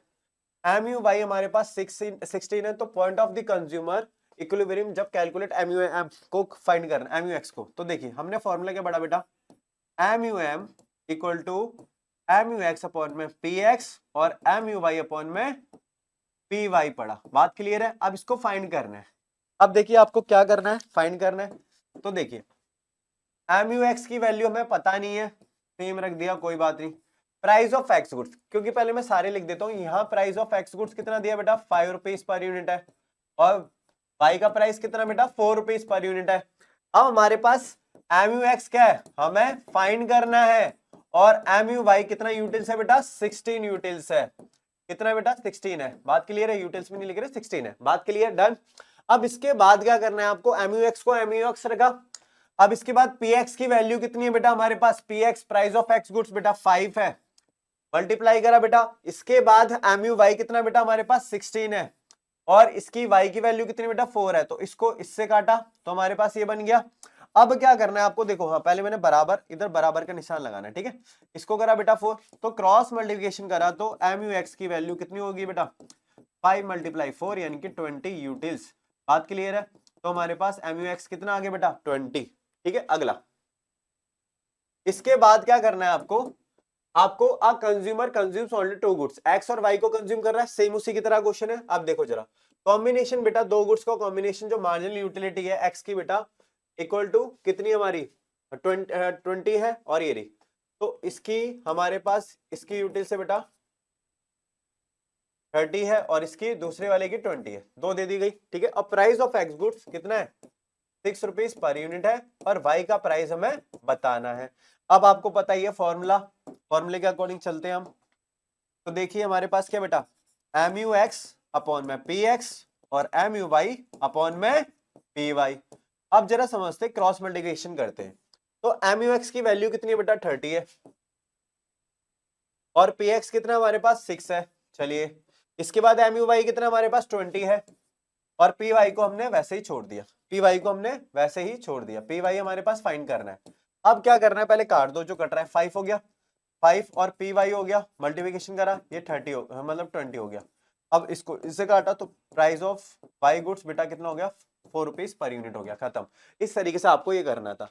अब टू कमोडिटी के अंदर एक क्वेश्चन और बनता है जो बहुत वैल्यू इस क्वेश्चन है, मोस्ट प्रेडिक्टेबल क्वेश्चन है, डिजिट चेंज हो सकती है एग्जाम में, बाकी क्वेश्चन का जो टाइप है वो इस तरीके से ही होने वाला है। इंपॉर्टेंट क्वेश्चन है, बहुत अटेंटिव तरीके से देख लो इसे और समझ लो बहुत, और स्क्रीनशॉट भी ले लेना बेटा। डेफिनेटली इस टाइप का क्वेश्चन आपको अगर टू कमोडिटी क्वेश्चन दिया तो इस तरह का क्वेश्चन या केस बनाकर आपको दिया जाएगा। बात क्लियर है? आप समझो, a consumer consumes only two goods, दो गुड्स को कंज्यूम कर रहा है, एक्स और वाई को, और हुज प्राइसेस बेटा कितना है, 4 रुपीज पर यूनिट और 5 रुपीज पर यूनिट। बात क्लियर है? अब देखो जरा, मैंने लिखा यहां पर इसको प्राइस कितना दिया बेटा, 4 रुपीज पर यूनिट है, और इसका 5 रुपीज पर यूनिट है। चलो क्लियर है? इसके बाद रिस्पेक्टिवली हो गया, इसके रिस्पेक्ट में if the consumer choose the combination of two goods, दो कॉम्बिनेशन को चूज करता है जिसकी एमयू एक्स कितनी है बेटा 5 है, और वहीं दूसरी तरफ एमयू वाई कितना बेटा 4 यूटिल्स है, कितनी बेटा 4 है। अब इसको आपको पता लग गया इज अब देखो इसमें क्वेश्चन, ये पहला क्वेश्चन तो ये बना है, is the consumer in equilibrium, क्या कंज्यूमर इक्विलिब्रियम में है या नहीं है, आपको पहला तो ये बताना है। अगर नहीं है तो आपको रीजन भी देना पड़ेगा, भाई है या नहीं है तो रीजन देना पड़ेगा। तो व्हाट विल द रैशनल, एक चालाक कंज्यूमर अब क्या करेगा जिससे वो इस सिचुएशन में क्या करेगा कि उसे लेवल ऑफ सेटिस्फेक्शन दोबारा मिल जाए। बात क्लियर है? अब चालाक कंज्यूमर है भाई, अब चालाक है, चालाकी के साथ देखो क्या करने वाला है वो। तो आपको क्या करना है, आपने पहले इस फॉर्मेट को रख देना, एम यू एक्स है, एम यू एक्स अपॉन में पी एक्स और एम यू वाई अपॉन में पी वाई। अब इस फॉर्मेट को सॉल्व करते हुए चीजों को ध्यान से समझना। हमारे पास MUX कितना बेटा 5 है, चलिए इसके अकॉर्डिंग रखें। PX कितना बेटा हमारे पास 4 है, चलिए अब इक्वल तो नहीं लगाएंगे पहले, उसके बाद Y की वैल्यू कितनी है हमारे पास 4 है, और ये कितना बेटा 5 है। इतनी बात पता ही आपको, इसकी छोटी वैल्यू हमारे पास है, इधर बड़ी है, तो ये डिजिट तो बड़ी होगी पता ही आपको, और ये बेटा कम होगा। अगर इसको निकालेंगे तो 1.25 हो जाएगा हमारे पास, और इसके पास अगर निकालेंगे तो 0.8। सिंपल सा दिख रहा है, ये बड़ी डिजिट है। अब ऐसे में क्या करेगा, तो पहला क्वेश्चन तो देखो, गिवन PX है और PY दिया हुआ है, तो जो MUX है बेटा हमारे पास 5 है और MUY कितना है 4 है, तो a consumer will be is equilibrium. कब होगा इक्विलिब्रियम में, जब ये एक दूसरे के बराबर हो। बात क्लियर है। इसके बाद जो सब्स्टिट्यूटिंग वैल्यू है बेटा, वो इसकी जगह क्या दे दी है बेटा, ये वाला केस दे रखा है, ये वैल्यू इससे ज्यादा है, दिख रहा है आपको। इसके बाद अब क्या करेगा, तो since per rupees MUX is a higher than the per rupees में बेटा इसकी जो वैल्यू है वो ज्यादा है, ठीक है। तो कंज्यूमर इस लेवल पर क्या होगा बेटा, इक्विलिब्रियम लेवल पर नहीं होगा, इक्विलिब्रियम लेवल पर नहीं होगा। आपको दिख रहा है इस केस में तो ये पता है प्राइस ऑफ एक्स गुड्स इससे ज्यादा है, तो सिंपल मतलब सॉरी MUX इससे ज्यादा, तो आपको दिख रहा है इस केस में क्या बनता है, कंज्यूमर इक्विलिब्रियम में नहीं होगा। अब द कंज्यूमर, अब क्या करेगा कंज्यूमर, अब consumer buy will buy more of X goods. अब एक्स गुड्स को देखो वो ज्यादा परचेस करेगा। अब इसका रीजन जरा समझना, इसका प्राइस बेटा कम है और इसका प्राइस ज्यादा है। अब देखो क्या करेगा, जिसका प्राइस कम होता है तो कंज्यूमर उससे ज्यादा खरीदेगा और वाई को कम कर देगा। अब इसमें क्या है जरा समझो, ये इस पॉइंट पर है, इसको क्या बेटा ज्यादा MUX था, इसका कम था। जब इसका प्राइस ऑफ एक्स गुड्स का बेटा 4 रुपीज पर यूनिट और इसका कितना बेटा मतलब 5 है। अब इसमें क्या होगा, इसको वो ज्यादा परचेस करने लग जाएगा और इसको कम परचेस करेगा। जब इसको ज्यादा परचेस करेगा तो इसकी मार्जिनल यूटिलिटी धीरे धीरे क्या होगी बेटा, इसकी मार्जिन, जब इसको ज्यादा परचेस कर रहा है, देखो अब इसमें क्या होगा, मैं क्या बताना चाहता हूँ, हाँ इसमें क्या होगा बेटा, जब एक्स को ज्यादा परचेस करेगा और इसको कम परचेस करेगा तो मार्जिनल यूटिलिटी धीरे धीरे कम होगी। तो यहाँ पर क्या था, consumer will buy more of X goods को वो ज्यादा परचेस करेगा क्योंकि इसकी मार्जिनल यूटिलिटी उससे क्या करनी है, कम करनी है, तो इसे वो ज्यादा परचेस करेगा। और इससे क्या होगा, लेस ऑफ वाई को कम करेगा। अब देखो इसे ज्यादा खरीद रहा है क्योंकि इसका प्राइस कम है और इसका प्राइस ज्यादा है। जब ये ज्यादा खरीद रहा है तो इसकी मार्जिनल यूटिलिटी तो बेटा इसकी तो कम होने लग जाएगी और इसकी बढ़ने लग जाएगी, ये एक दूसरे के बराबर आ जाएंगे। क्लियर है। तो क्या होगा, the consumer will buy more of X goods को ज्यादा परचेस करेगा और लेस ऑफ वाई को कम करेगा, भाई उसका प्राइस ज्यादा है। तो एज अ रिजल्ट क्या होगा, जो MUX है बेटा वो घटने लग जाएगी। इसकी MUX क्या होगी, जो मार्जिनल यूटिलिटी है जिसको हम ज्यादा परचेस करते हैं उसकी मार्जिनल यूटिलिटी लेस होने लग जाएगी, और जबकि MU की मार्जिनल यूटिलिटी बढ़ने लग जाएगी। ये भी घटने और बढ़ने लग जाएगी तो एक दूसरे के बराबर आ जाती है। तो the consumer reaction will continue, जब तक करता रहेगा जब तक इस पोजीशन पर ना आ जाए, जब एक दूसरे के बराबर ना आ जाए तो वो उसे कंज्यूम करता रहेगा, और जैसे इसके बराबर आ जाएगी तो कंज्यूमर इज इक्विलिब्रियम, तो कंज्यूमर इक्विलिब्रियम में आ जाएगा। बात क्लियर है। इसी के साथ हमारा 1 कमोडिटी और 2 कमोडिटी का कॉन्सेप्ट क्लियर हो जाता है मेरे प्यारे बच्चों। अगर मैं बात करूं तो देखिए, आपका जो हमारे पास कार्डिनल अप्रोच है, मैंने अभी नहीं बताया कि कार्डिनल अप्रोच क्या है, ऑर्डिनल अप्रोच क्या है। कार्डिनल अप्रोच जो यूटिल्स पे चलती है, वो यूटिल्स पर जो चलती है बेटा, वो यूटिल्स वाली कार्डिनल अप्रोच खत्म हो गई है, जिसमें रैंक्स की बात नहीं होगी, सिर्फ यूटिल्स की बात होती है। इसमें टेबुलर फॉर्म में हमने से रिप्रेजेंट किया था। तो ये तो हो गया बेटा हमारे पास कंप्लीटेड। इसके बारे में बता देता हूँ, कंप्लीटेड हो जाता है, और कंप्लीटेड होने के साथ साथ हम करेंगे फिर आगे का पॉइंट ऑर्डिनल अप्रोच में, जिसमें हम पढ़ेंगे इंडिफरेंस कर्व के बारे में। बात क्लियर है बेटा, बात क्लियर। चलिए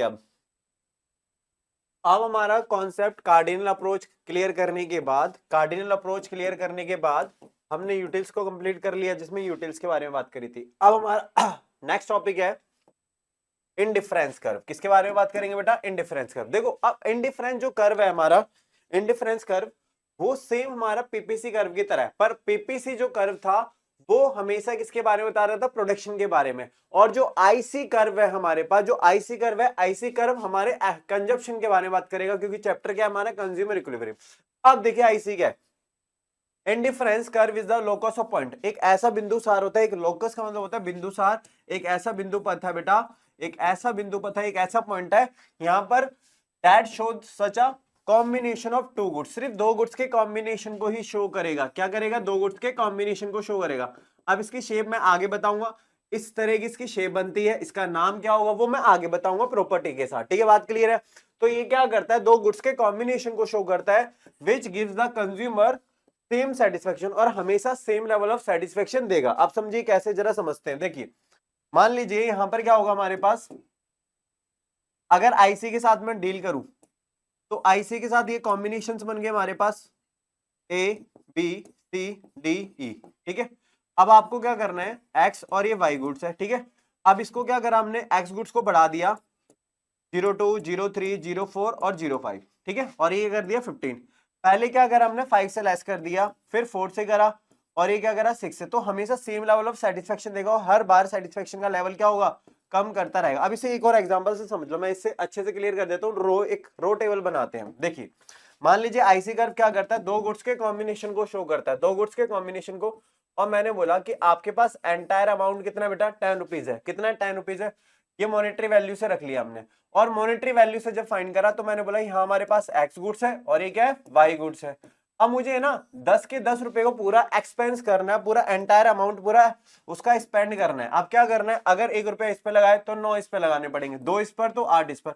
तो हमेशा सेम लेवल ऑफ सेटिस्फेक्शन देगा, 3 इस पर तो 7 इस पर, 4 इस पर तो 6 इस पर। तो हमेशा same amount level of satisfaction देता है। तो अगर हमने क्या पढ़ा था डेफिनेशन के अंदर, क्या करता है, I C curve is a locus of pointing, ऐसा बिंदु पथ होता है जिसमें that show such a combination of two commodity, दो गुड्स के कॉम्बिनेशन को शो किया जाता है, एक्स गुड्स, अनदर वन कौन सा होगा बेटा, वाई गुड्स। दो गुड्स के कॉम्बिनेशन को शो करता है, which gives the consumer same level of satisfaction देता है। क्या देता है, सेम लेवल ऑफ सेटिस्फेक्शन। जैसे कि मैंने इसमें बताया, हमेशा सेम लेवल ऑफ सेटिस्फेक्शन 10 रुपए ही दे रहा है। बात क्लियर है।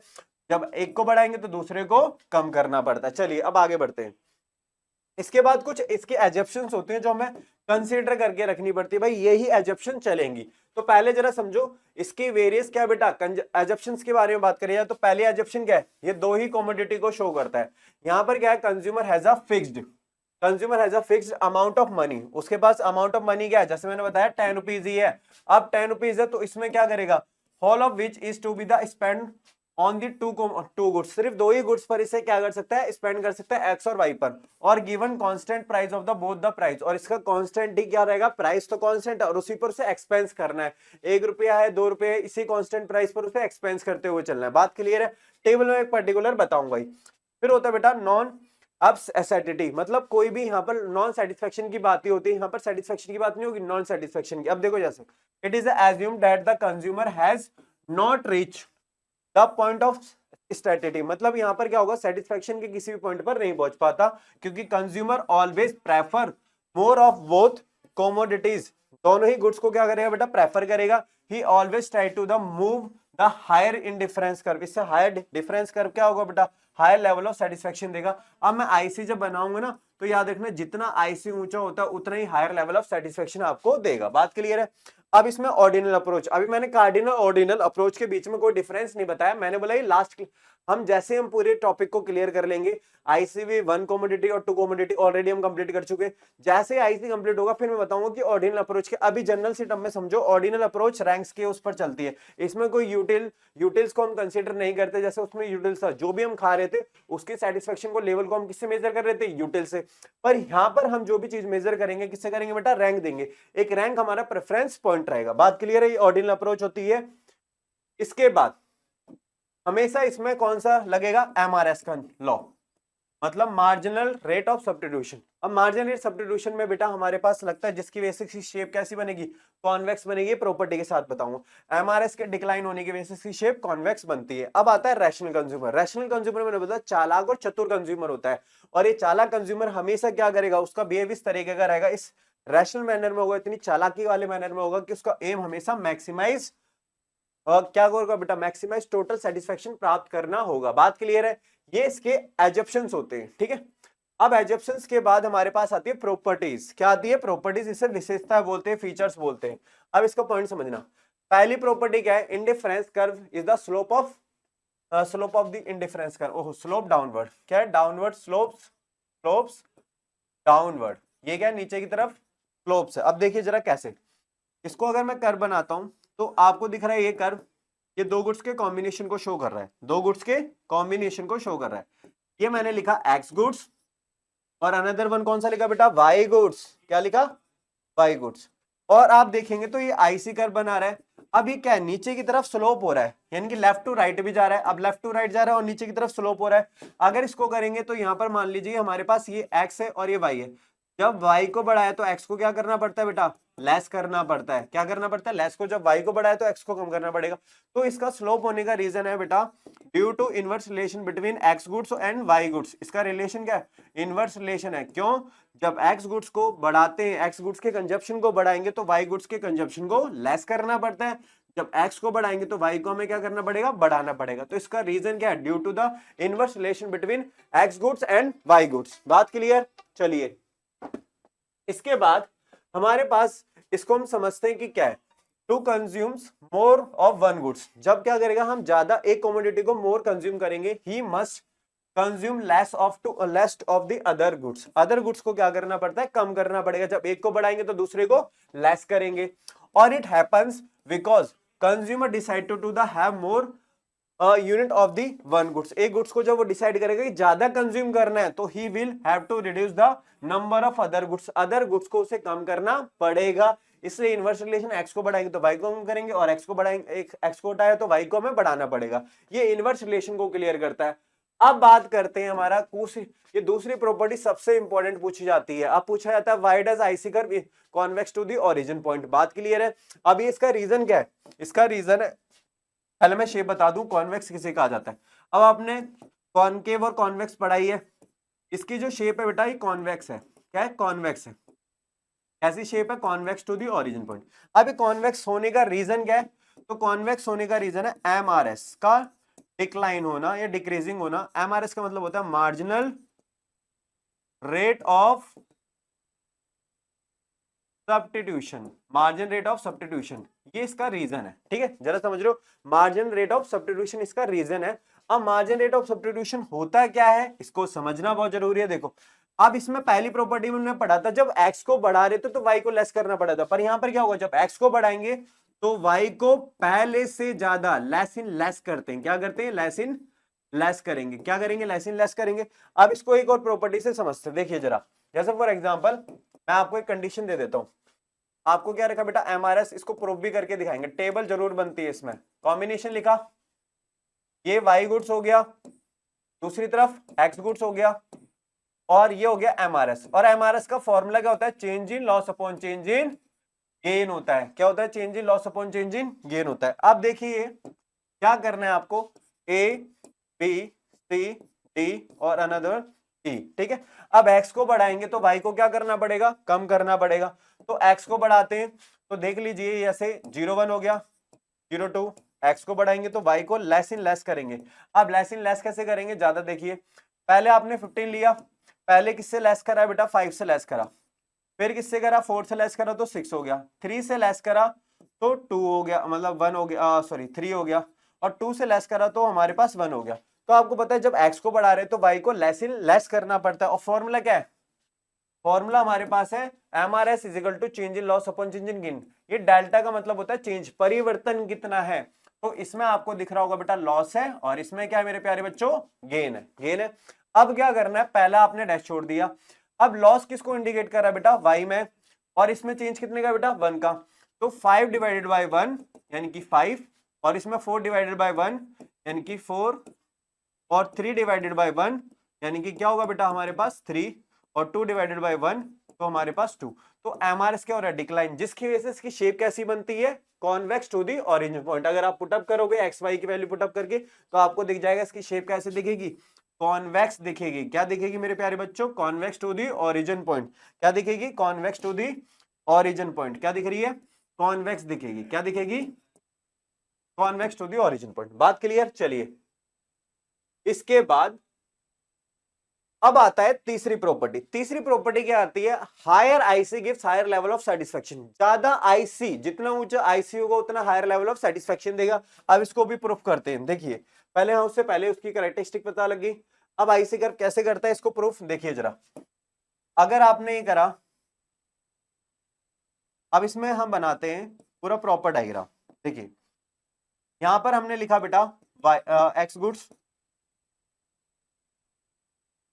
और दूसरी तरफ है हमारे पास वाई गुड्स। ठीक है, और जितना आईसी हाई होगा उतना हायर लेवल ऑफ सेटिस्फेक्शन देगा। ये IC1 IC2 और IC3, IC1 IC2 और IC3, जितना आईसी हायर होगा उतना ही हायर लेवल ऑफ सेटिस्फेक्शन देगा। मान लीजिए ये पहला सेटिस्फेक्शन, इससे ज्यादा सेटिस्फेक्शन, ये सबसे ज्यादा सेटिस्फेक्शन।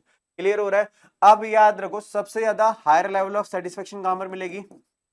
IC3 पर, हायर लेवल ऑफ सेटिस्फेक्शन, बात क्लियर है? इसके बाद अगर मैं बात करता हूं IC2 पर, IC2 पर सेटिस्फेक्शन क्या मिलेगी? IC3 से कम मिलेगी, पर IC1 से ज्यादा मिलती है। और IC1 पर सबसे कम लोअर लेवल ऑफ सेटिस्फेक्शन मिलेगी। क्या मिलेगी? लोअर लेवल ऑफ सेटिस्फेक्शन मिलती है, लोअर लेवल ऑफ सेटिस्फेक्शन मिलती है। बात क्लियर है? अब समझना कैसे। Higher IC curves represent the higher level of satisfaction, ठीक है? क्योंकि यहां पर क्या होगा, इस पॉइंट पर आपको अगर मैं बता दूं तो यहां पर क्या होगा, पॉइंट ऑफ कंज्यूमर प्रेफरेंस उसी को करेगा। जैसे कंसीडर ए पॉइंट, हमने ए माना, बी माना, सी पॉइंट, तो IC1 पर क्या कर रहा है, IC पॉइंट बी पर बेटा IC2 बना दिया, और IC1 क्या करेगा, कंज्यूमर गेट्स द कॉम्बिनेशन, ऐसा कॉम्बिनेशन करेगा कि यहाँ पर पॉइंट ए पर हमें कंज्यूमर को कॉम्बिनेशन में क्या होगा, इससे ज्यादा लेवल ऑफ सेटिस्फेक्शन मिलेगी। ये इसमें कर्व के हिसाब से एक्सप्लेन किया, मैं इस कर्व के हिसाब से बता दूं तो हायर IC सबसे ज्यादा कौन देगा बेटा? IC3।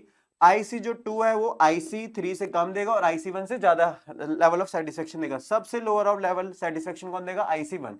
कौन सा देगा? IC1 सबसे मिनिमम पॉइंट पर है, IC1 कम सेटिस्फेक्शन देता है। इसके बाद इसमें आपको कुछ नहीं लिखना है, इसमें सिर्फ डेरिवेशन करनी है आपको। देखिए क्या होता है, IC कर्व कभी भी एक दूसरे को इंटरसेक्ट नहीं करते। पहली इसके चौथा फीचर ये होता है बेटा, फोर्थ कैरेक्टरिस्टिक्स, ये कभी भी एक दूसरे को इंटरसेक्ट नहीं करेगा इस पॉइंट पर। जैसे ए है, ये बी है, ये सी है, ये कभी भी इस तरीके से इंटरसेक्ट नहीं करेगा। बनेगा तो कैसे बनेगा, अब मैं बता देता हूं। इस तरीके से तो बन सकता है, पर कभी भी इस तरीके से इंटरसेक्ट नहीं करेगा। ये इस चीज से प्रूफ करता है, जरा ध्यान से समझना। तो indifference curves never intersect each other, कभी भी एक दूसरे को इंटरसेक्ट नहीं करेगा। क्यों? अगर मैंने ए के इक्वल क्या लिख दिया, बी, और अगर मैं बात करता हूं ए के इक्वल मैंने क्या लिख दिया, सी। बात क्लियर हो रही है?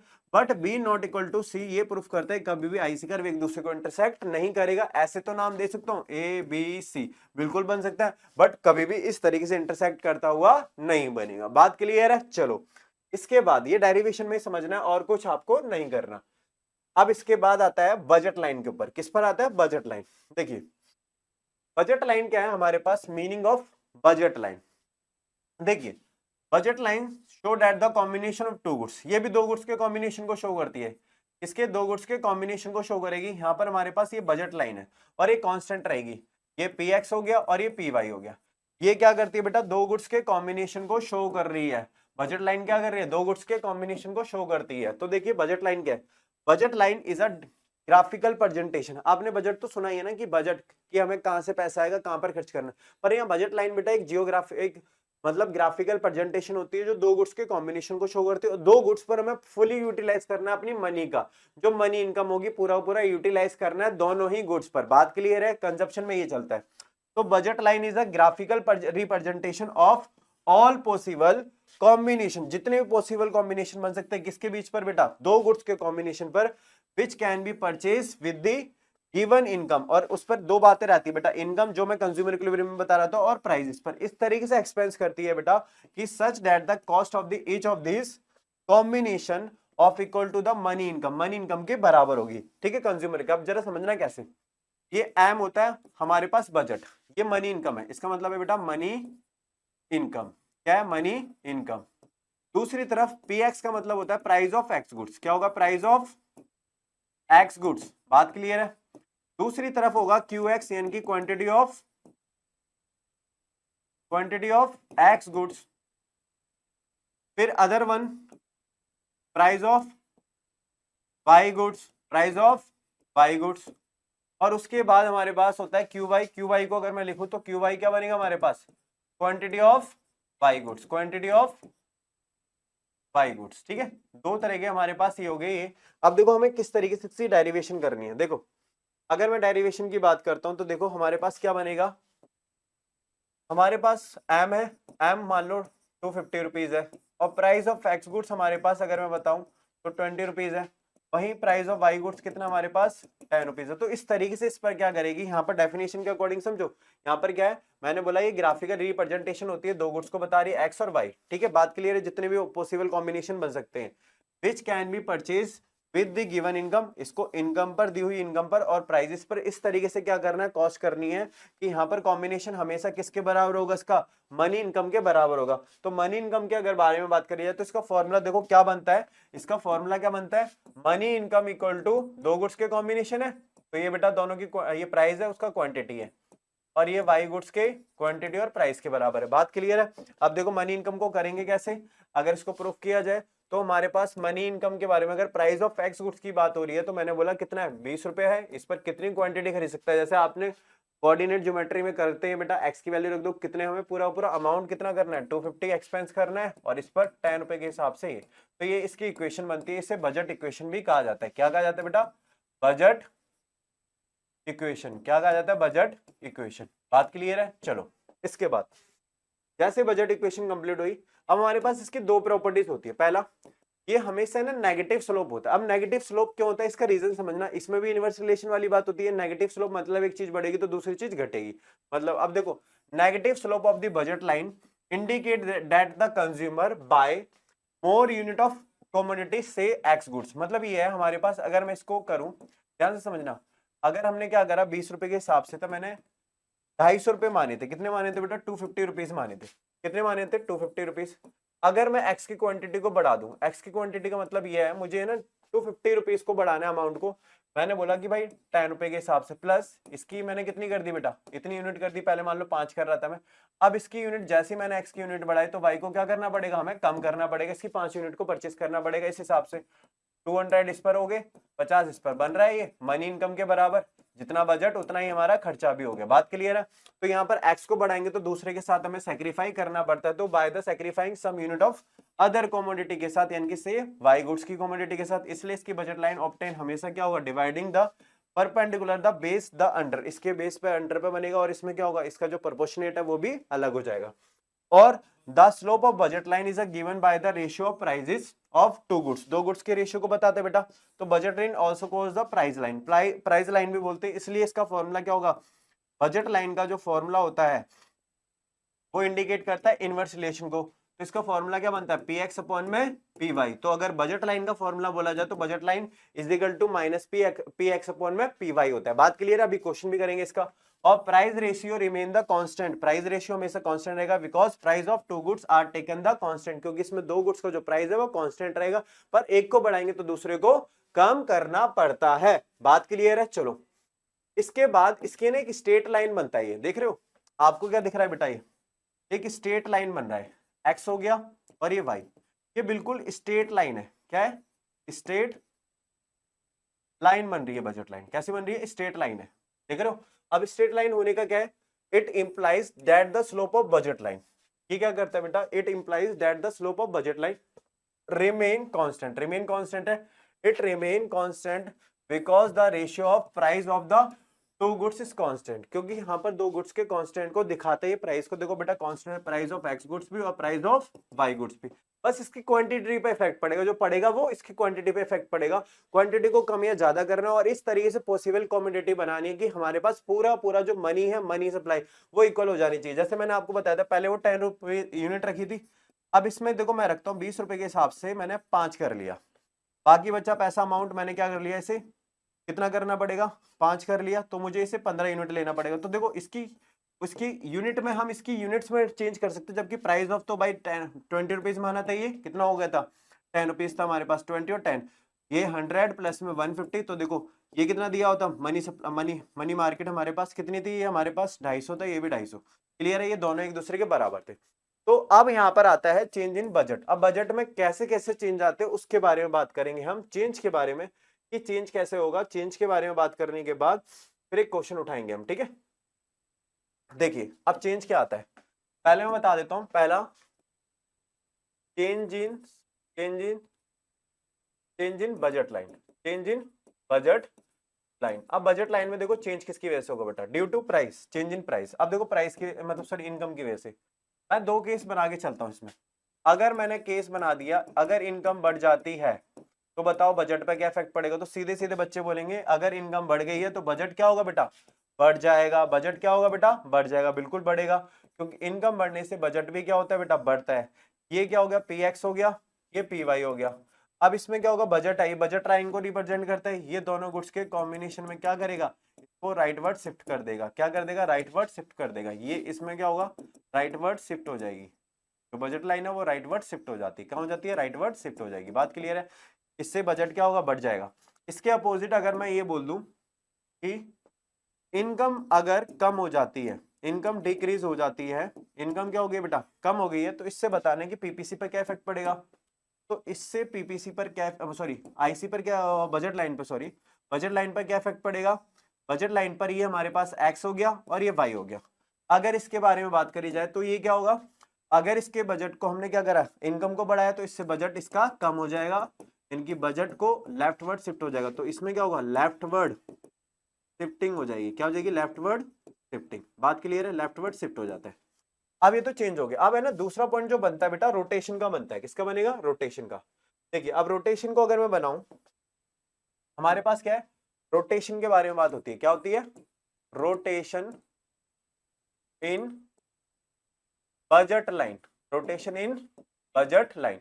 अब रोटेशन हो रही है, अब रोटेशन देखो किस किस वजह से होगी, अब इसमें ना क्वेश्चन भी बनेगा बजट लाइन से, वो बताऊंगा, बहुत प्रेडिक्टेबल है, और डेफिनेटली उस टाइप का अगर आपको क्वेश्चन दे दिया गया कि बजट लाइन में से क्वेश्चन आने वाला है, तो इस टाइप का क्वेश्चन आपको मिला जाएगा, इक्वेशन और ये सारी चीजें सॉल्व करनी पड़ेगी, वो क्वेश्चन बताएंगे, पर वो रोटेशन के बाद ही क्लियर होगा। बात क्लियर है, चलो इसमें क्या करना है आपको बेटा, प्राइस ऑफ एक्स गुड्स, अगर एक्स गुड्स का प्राइस कम हो रहा है तो वाई के बजट पर क्या इफेक्ट पड़ेगा बेटा, वाई के बजट पर कुछ इफेक्ट नहीं पड़ेगा। अगर बात हो रही है बेटा एक्स गुड्स की, तो एक्स गुड्स पे ही फर्क पड़ेगा, वाई गुड्स पर कोई इफेक्ट नहीं पड़ेगा।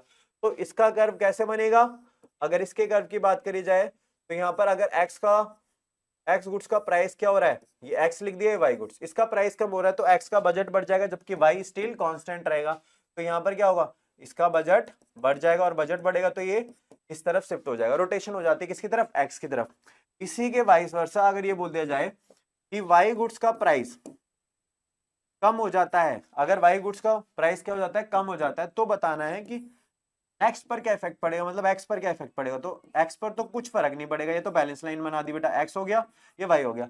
अगर इसका प्राइस कम हुआ है, वाई का प्राइस कम हुआ है, तो सिर्फ वाई के प्राइस कम होने से क्या होगा, वाई का ही बजट बढ़ेगा, जबकि एक्स क्या रहेगा, कांस्टेंट रहेगा। तो वाई का बजट क्या कर दोगे आप, बढ़ा दोगे, एक्स क्या रहेगा, स्टिल कांस्टेंट रहेगा, तो वाई की तरफ रोटेशन हो जाएगी। बात क्लियर है। अब देखिए इसके अपोजिट अगर मैं ये बोल दूं कि अगर दोनों का प्राइस कम हो जाता है, तो दोनों का प्राइस कम होने से क्या होगा, दोनों का बजट बढ़ जाएगा, दोनों का बजट क्या होगा बेटा, बढ़ जाएगा, दोनों का बजट क्या होगा, बढ़ जाएगा। अब दोनों का बजट बढ़ गया तो ये क्या होगा, अगर दोनों का बजट बढ़ जाएगा तो ये राइटवर्ड शिफ्ट हो जाएगा। अब इसमें शिफ्टिंग होगी, रोटेशन नहीं होगा, क्या होगा बेटा, शिफ्टिंग हो जाएगी, क्या हो जाएगी, शिफ्टिंग हो जाएगी, क्योंकि इससे जो बजट लाइन है हमारी क्या हो जाएगी बेटा, बजट लाइन हमारा बजट बढ़ जाएगा। ठीक है, इसी के अपोजिट अगर ये दे दिया जाए इसको कम करते हुए, तो आप इसको कम कर दोगे। बाकी अगर ये दे दिया है, ये वाला नेचर हमारे पास क्वेश्चन में कि एक्स का प्राइस क्या हो रहा है बेटा, एक्स का प्राइस बढ़ रहा है और वाई का प्राइस कम हो रहा है, तो इसको अगर हम इसकी डेरिवेशन करें, ये एक्स हो गया, ये वाई हो गया। ठीक है, बात क्लियर है, एक्स हो गया और वाई हो गया।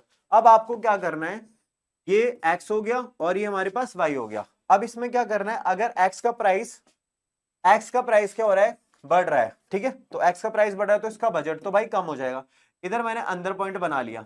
और जबकि वाई का प्राइस क्या होगा बेटा, बढ़ रहा है, मतलब कम हो रहा है, तो इसका बजट क्या होगा, बढ़ जाएगा। इसको डॉटेड लाइन को मिला दिया, आपके पास ये इस तरीके की बजट लाइन बन जाती है। बजट लाइन का कॉन्सेप्ट क्लियर।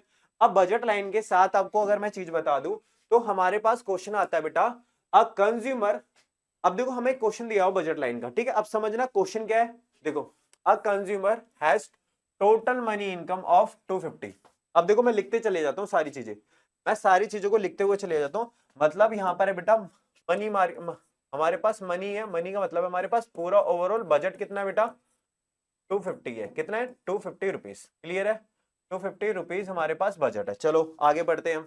फिर क्वेश्चन में क्या बोला गया कि to be spent on the two goods X and Y, दो गुड्स पर स्पेंड करता है जिसका प्राइस है बेटा 25 रुपीज, और दूसरी तरफ है बेटा 10 रुपीज पर यूनिट। कितना है, 10 रुपीज और 20 रुपीज। तो हमने करा बेटा कितना, यहाँ पर दूसरी तरफ लिखा price of X goods 20 rupees है, और वाई में कितना बेटा 10 रुपीज है। बात क्लियर। चलो अब ये हो जाता है। अब इसके हिसाब से क्वेश्चन को करेंगे। अब क्या करना है, रिस्पेक्टिवली इसका प्राइस दिया हुआ था एक्स गुड्स का और वाई गुड्स का। On the basis of information, जो इंफॉर्मेशन दी हुई है हमें उसको देखते हुए आंसर द फॉलोइंग क्वेश्चन। हमें क्या कर रहे हैं, आंसर द फॉलोइंग क्वेश्चंस को करना है। अब देखो पहले हम क्वेश्चन को एक एक क्वेश्चन को सॉल्व करते हैं। पहला क्वेश्चन है बेटा, give the equation of budget line for the consumer. अब बजट लाइन बनानी है, तो बजट इक्वेशन बनानी है, सॉरी। तो पहली बजट इक्वेशन का फॉर्मूला ए पॉइंट है बेटा,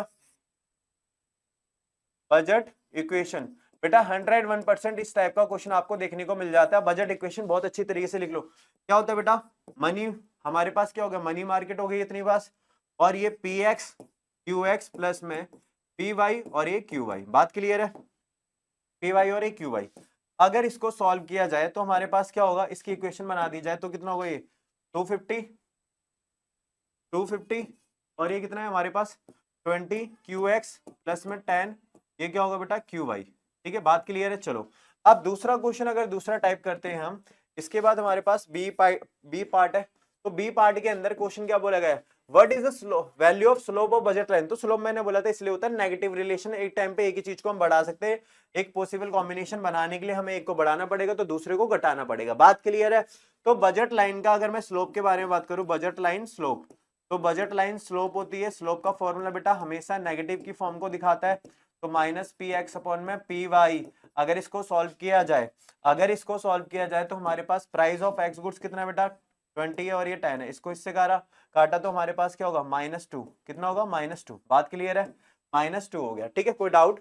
अब देखिए बजट लाइन का कंप्लीट करने के बाद हमारा तीसरा जो टाइप है वो कौन सा बेटा, कैलकुलेशन द एक्स गुड्स और Y good intercept of the budget line. अब इंटरसेप्ट पॉइंट बताने इसके दोनों के, इंटरसेप्ट पॉइंट बताने। देखिए अब इंटरसेप्ट ऑफ एक्स गुड्स मतलब पूरा एंटायर अमाउंट आपको इस पे एक्सपेंस करना है। दूसरी तरफ इंटरसेप्ट ऑफ वाई गुड्स, तो देखिए अब इसको अगर मैं सॉल्व करूं तो हमारे पास इंटरसेप्ट का मतलब है पूरा एंटायर अमाउंट एक्सपेंस करना है। 20 रुपए के हिसाब से भाव था इसका, तो इसको इससे काटा तो बेटा हमारे पास कितना होगा, सॉरी हाँ 20 रुपए के भाव से था, अगर इसको इससे काटा तो हमारे पास कितना होगा इंटरसेप्ट पॉइंट। अगर इसको सॉल्व करते हमारे पास कितना 250 था, चलिए कितना था 250, ठीक है। इसको इससे करा तो 12.5 हो गया।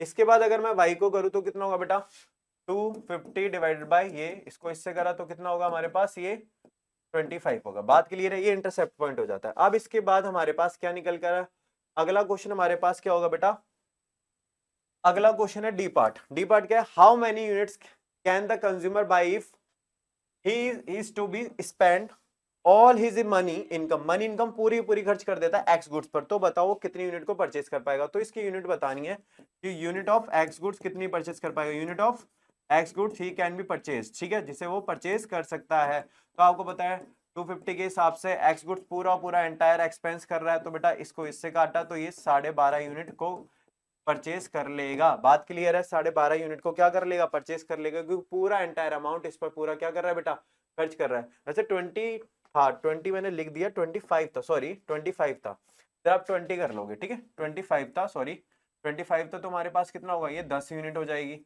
इंटरसेप्ट, ये बिल्कुल 25 है, इसमें कितना है 25 है। चलो इसमें क्या होगा बेटा 10 यूनिट हो जाएगा, कितना होगा 10 यूनिट, सॉरी ये 10 यूनिट हो जाएगा, ठीक है। चलो डिजिट थोड़ा गलत देख ली थी। इसके बाद हमारे पास है बेटा ई पॉइंट पर, किस पे, ई पॉइंट पर हमारे एग्जाम्पल के अकॉर्डिंग चल रहा था।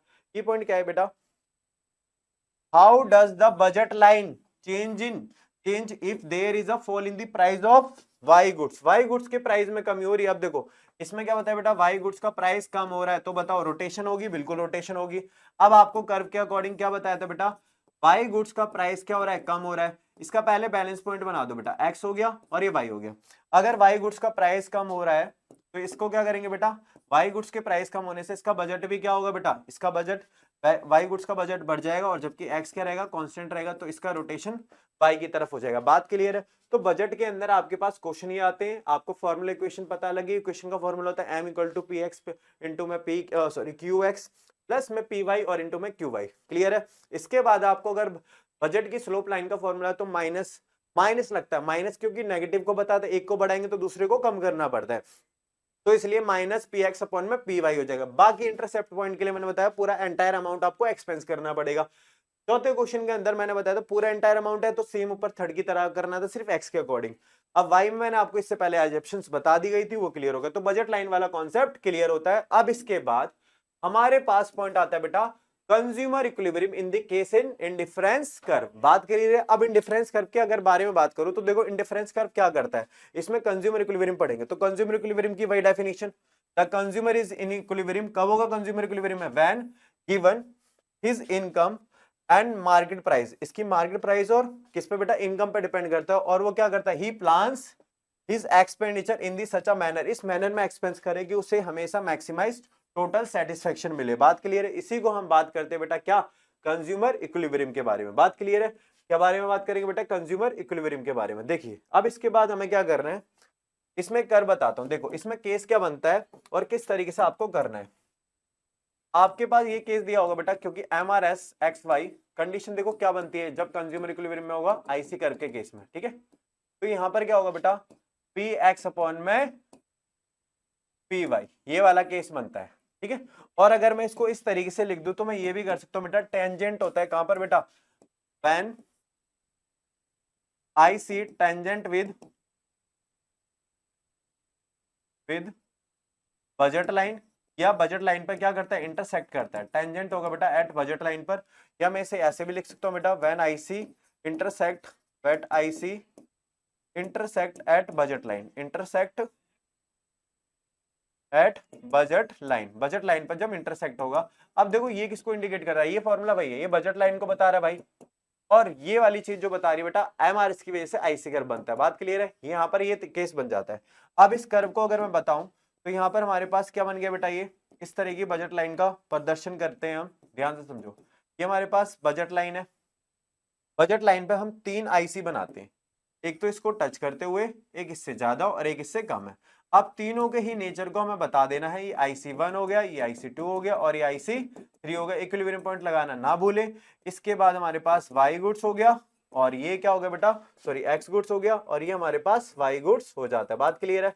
अब देखिए हमें क्या करना है मेरे प्यारे बच्चों, आपने पहले डेफिनेशन लिखनी है, डेफिनेशन लिखने के बाद आपको क्या करना है, डेफिनेशन लिखने के बाद आपको कंडीशन मतलब क्या बतानी है बेटा, इसके बाद हमें कंडीशन बतानी है, कंडीशन के बाद डायग्राम बनाना है। इसमें आपको पता है ऑर्डिनल अप्रोच है, तो इसमें ऑर्डिनल अप्रोच में को टेबुलर या यूटिलिटी का हम यूज नहीं करेंगे, जो यूज करेंगे वो रैंक्स का करेंगे। और हमारी रैंक क्या बेटा, हमारा बजट लाइन हमारी रैंक्स को कंसीडर करती है। क्लियर है। अब बजट लाइन को जब कंसीडर किया गया तो आपको क्या करना है, अब 3 सिचुएशंस के बारे में लिखना है। अब 3 सिचुएशंस क्या क्या दी हुई हैं जरा समझना। IC2 पर भाई इक्विलिब्रियम लेवल पर होगा जब MRS XY किसके बराबर होगा बेटा, PX अपॉन में PY के बराबर होता है। यहाँ पर फुली यूटिलाइज कर रहा है बेटा, जितना भी इनकम है पूरा पूरा यूटिलाइज कर रहा है, तो यहाँ पर बजट के बराबर है, ठीक है। इसके बाद भाई बजट का यूज ही नहीं कर रहा तो ये मिनिमम लेवल ऑफ सेटिस्फेक्शन देगा। क्या देगा, मिनिमम लेवल ऑफ सेटिस्फेक्शन देता है, PX अपॉन में PY। बात क्लियर है बेटा। ये क्या देगा बेटा, बजट लाइन इससे ऊपर है।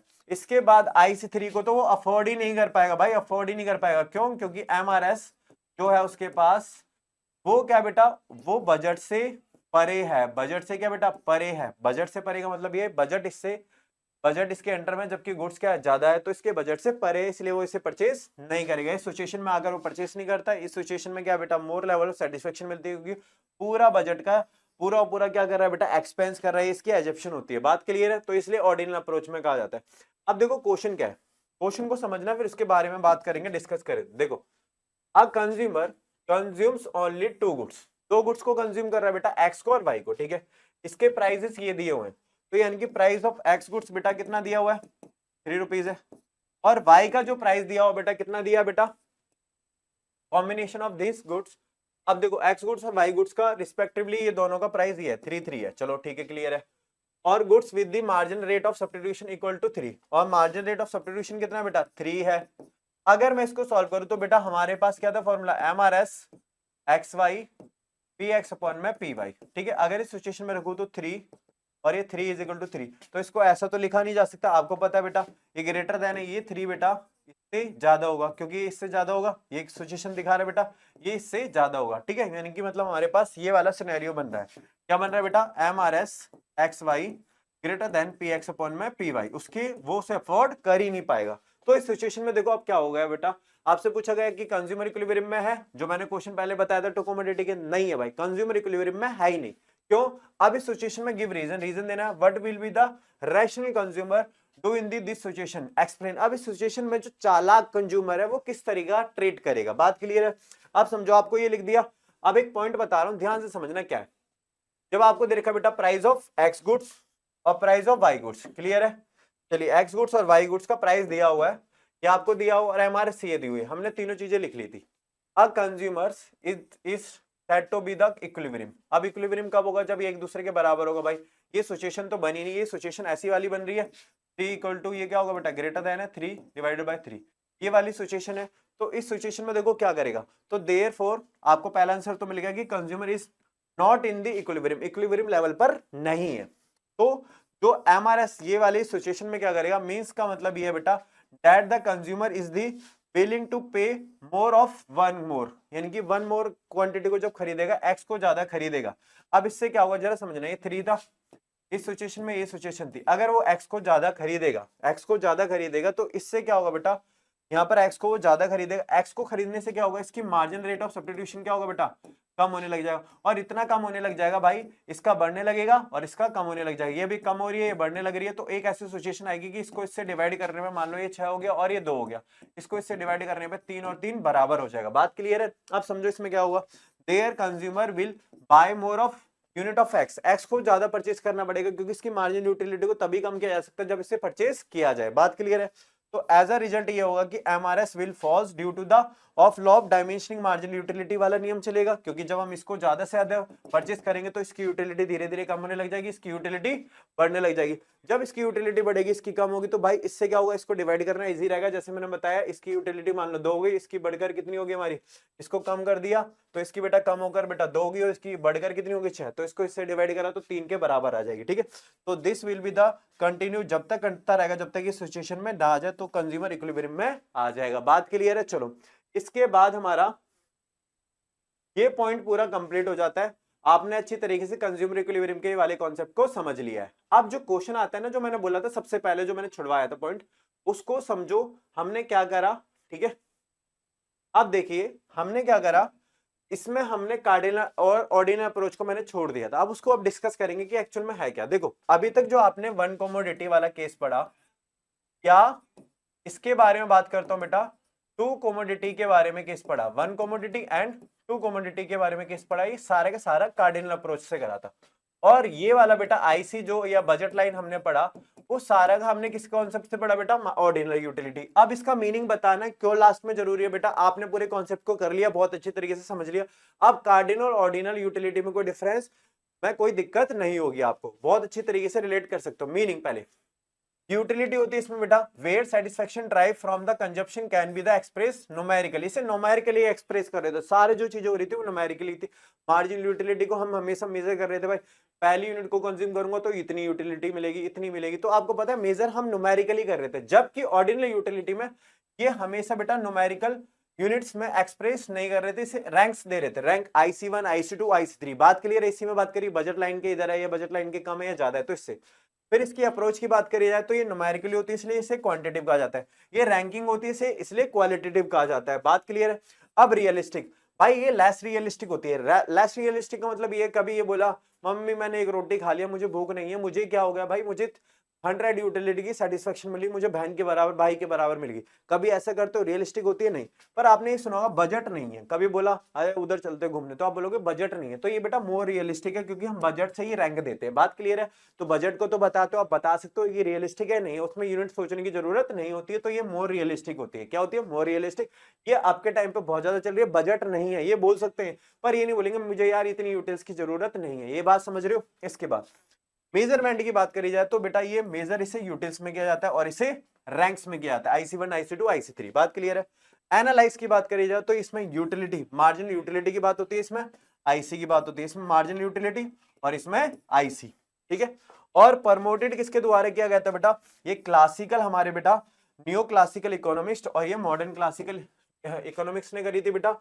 और अगर मैं बात करता हूं हमारे पास ये बेटा मार्शल ने, और दूसरी तरफ हिक्सन ने करी थी। ये क्या करी थी बेटा, हिक्सन ने इसको थ्योरी पर दिया था। बात क्लियर है?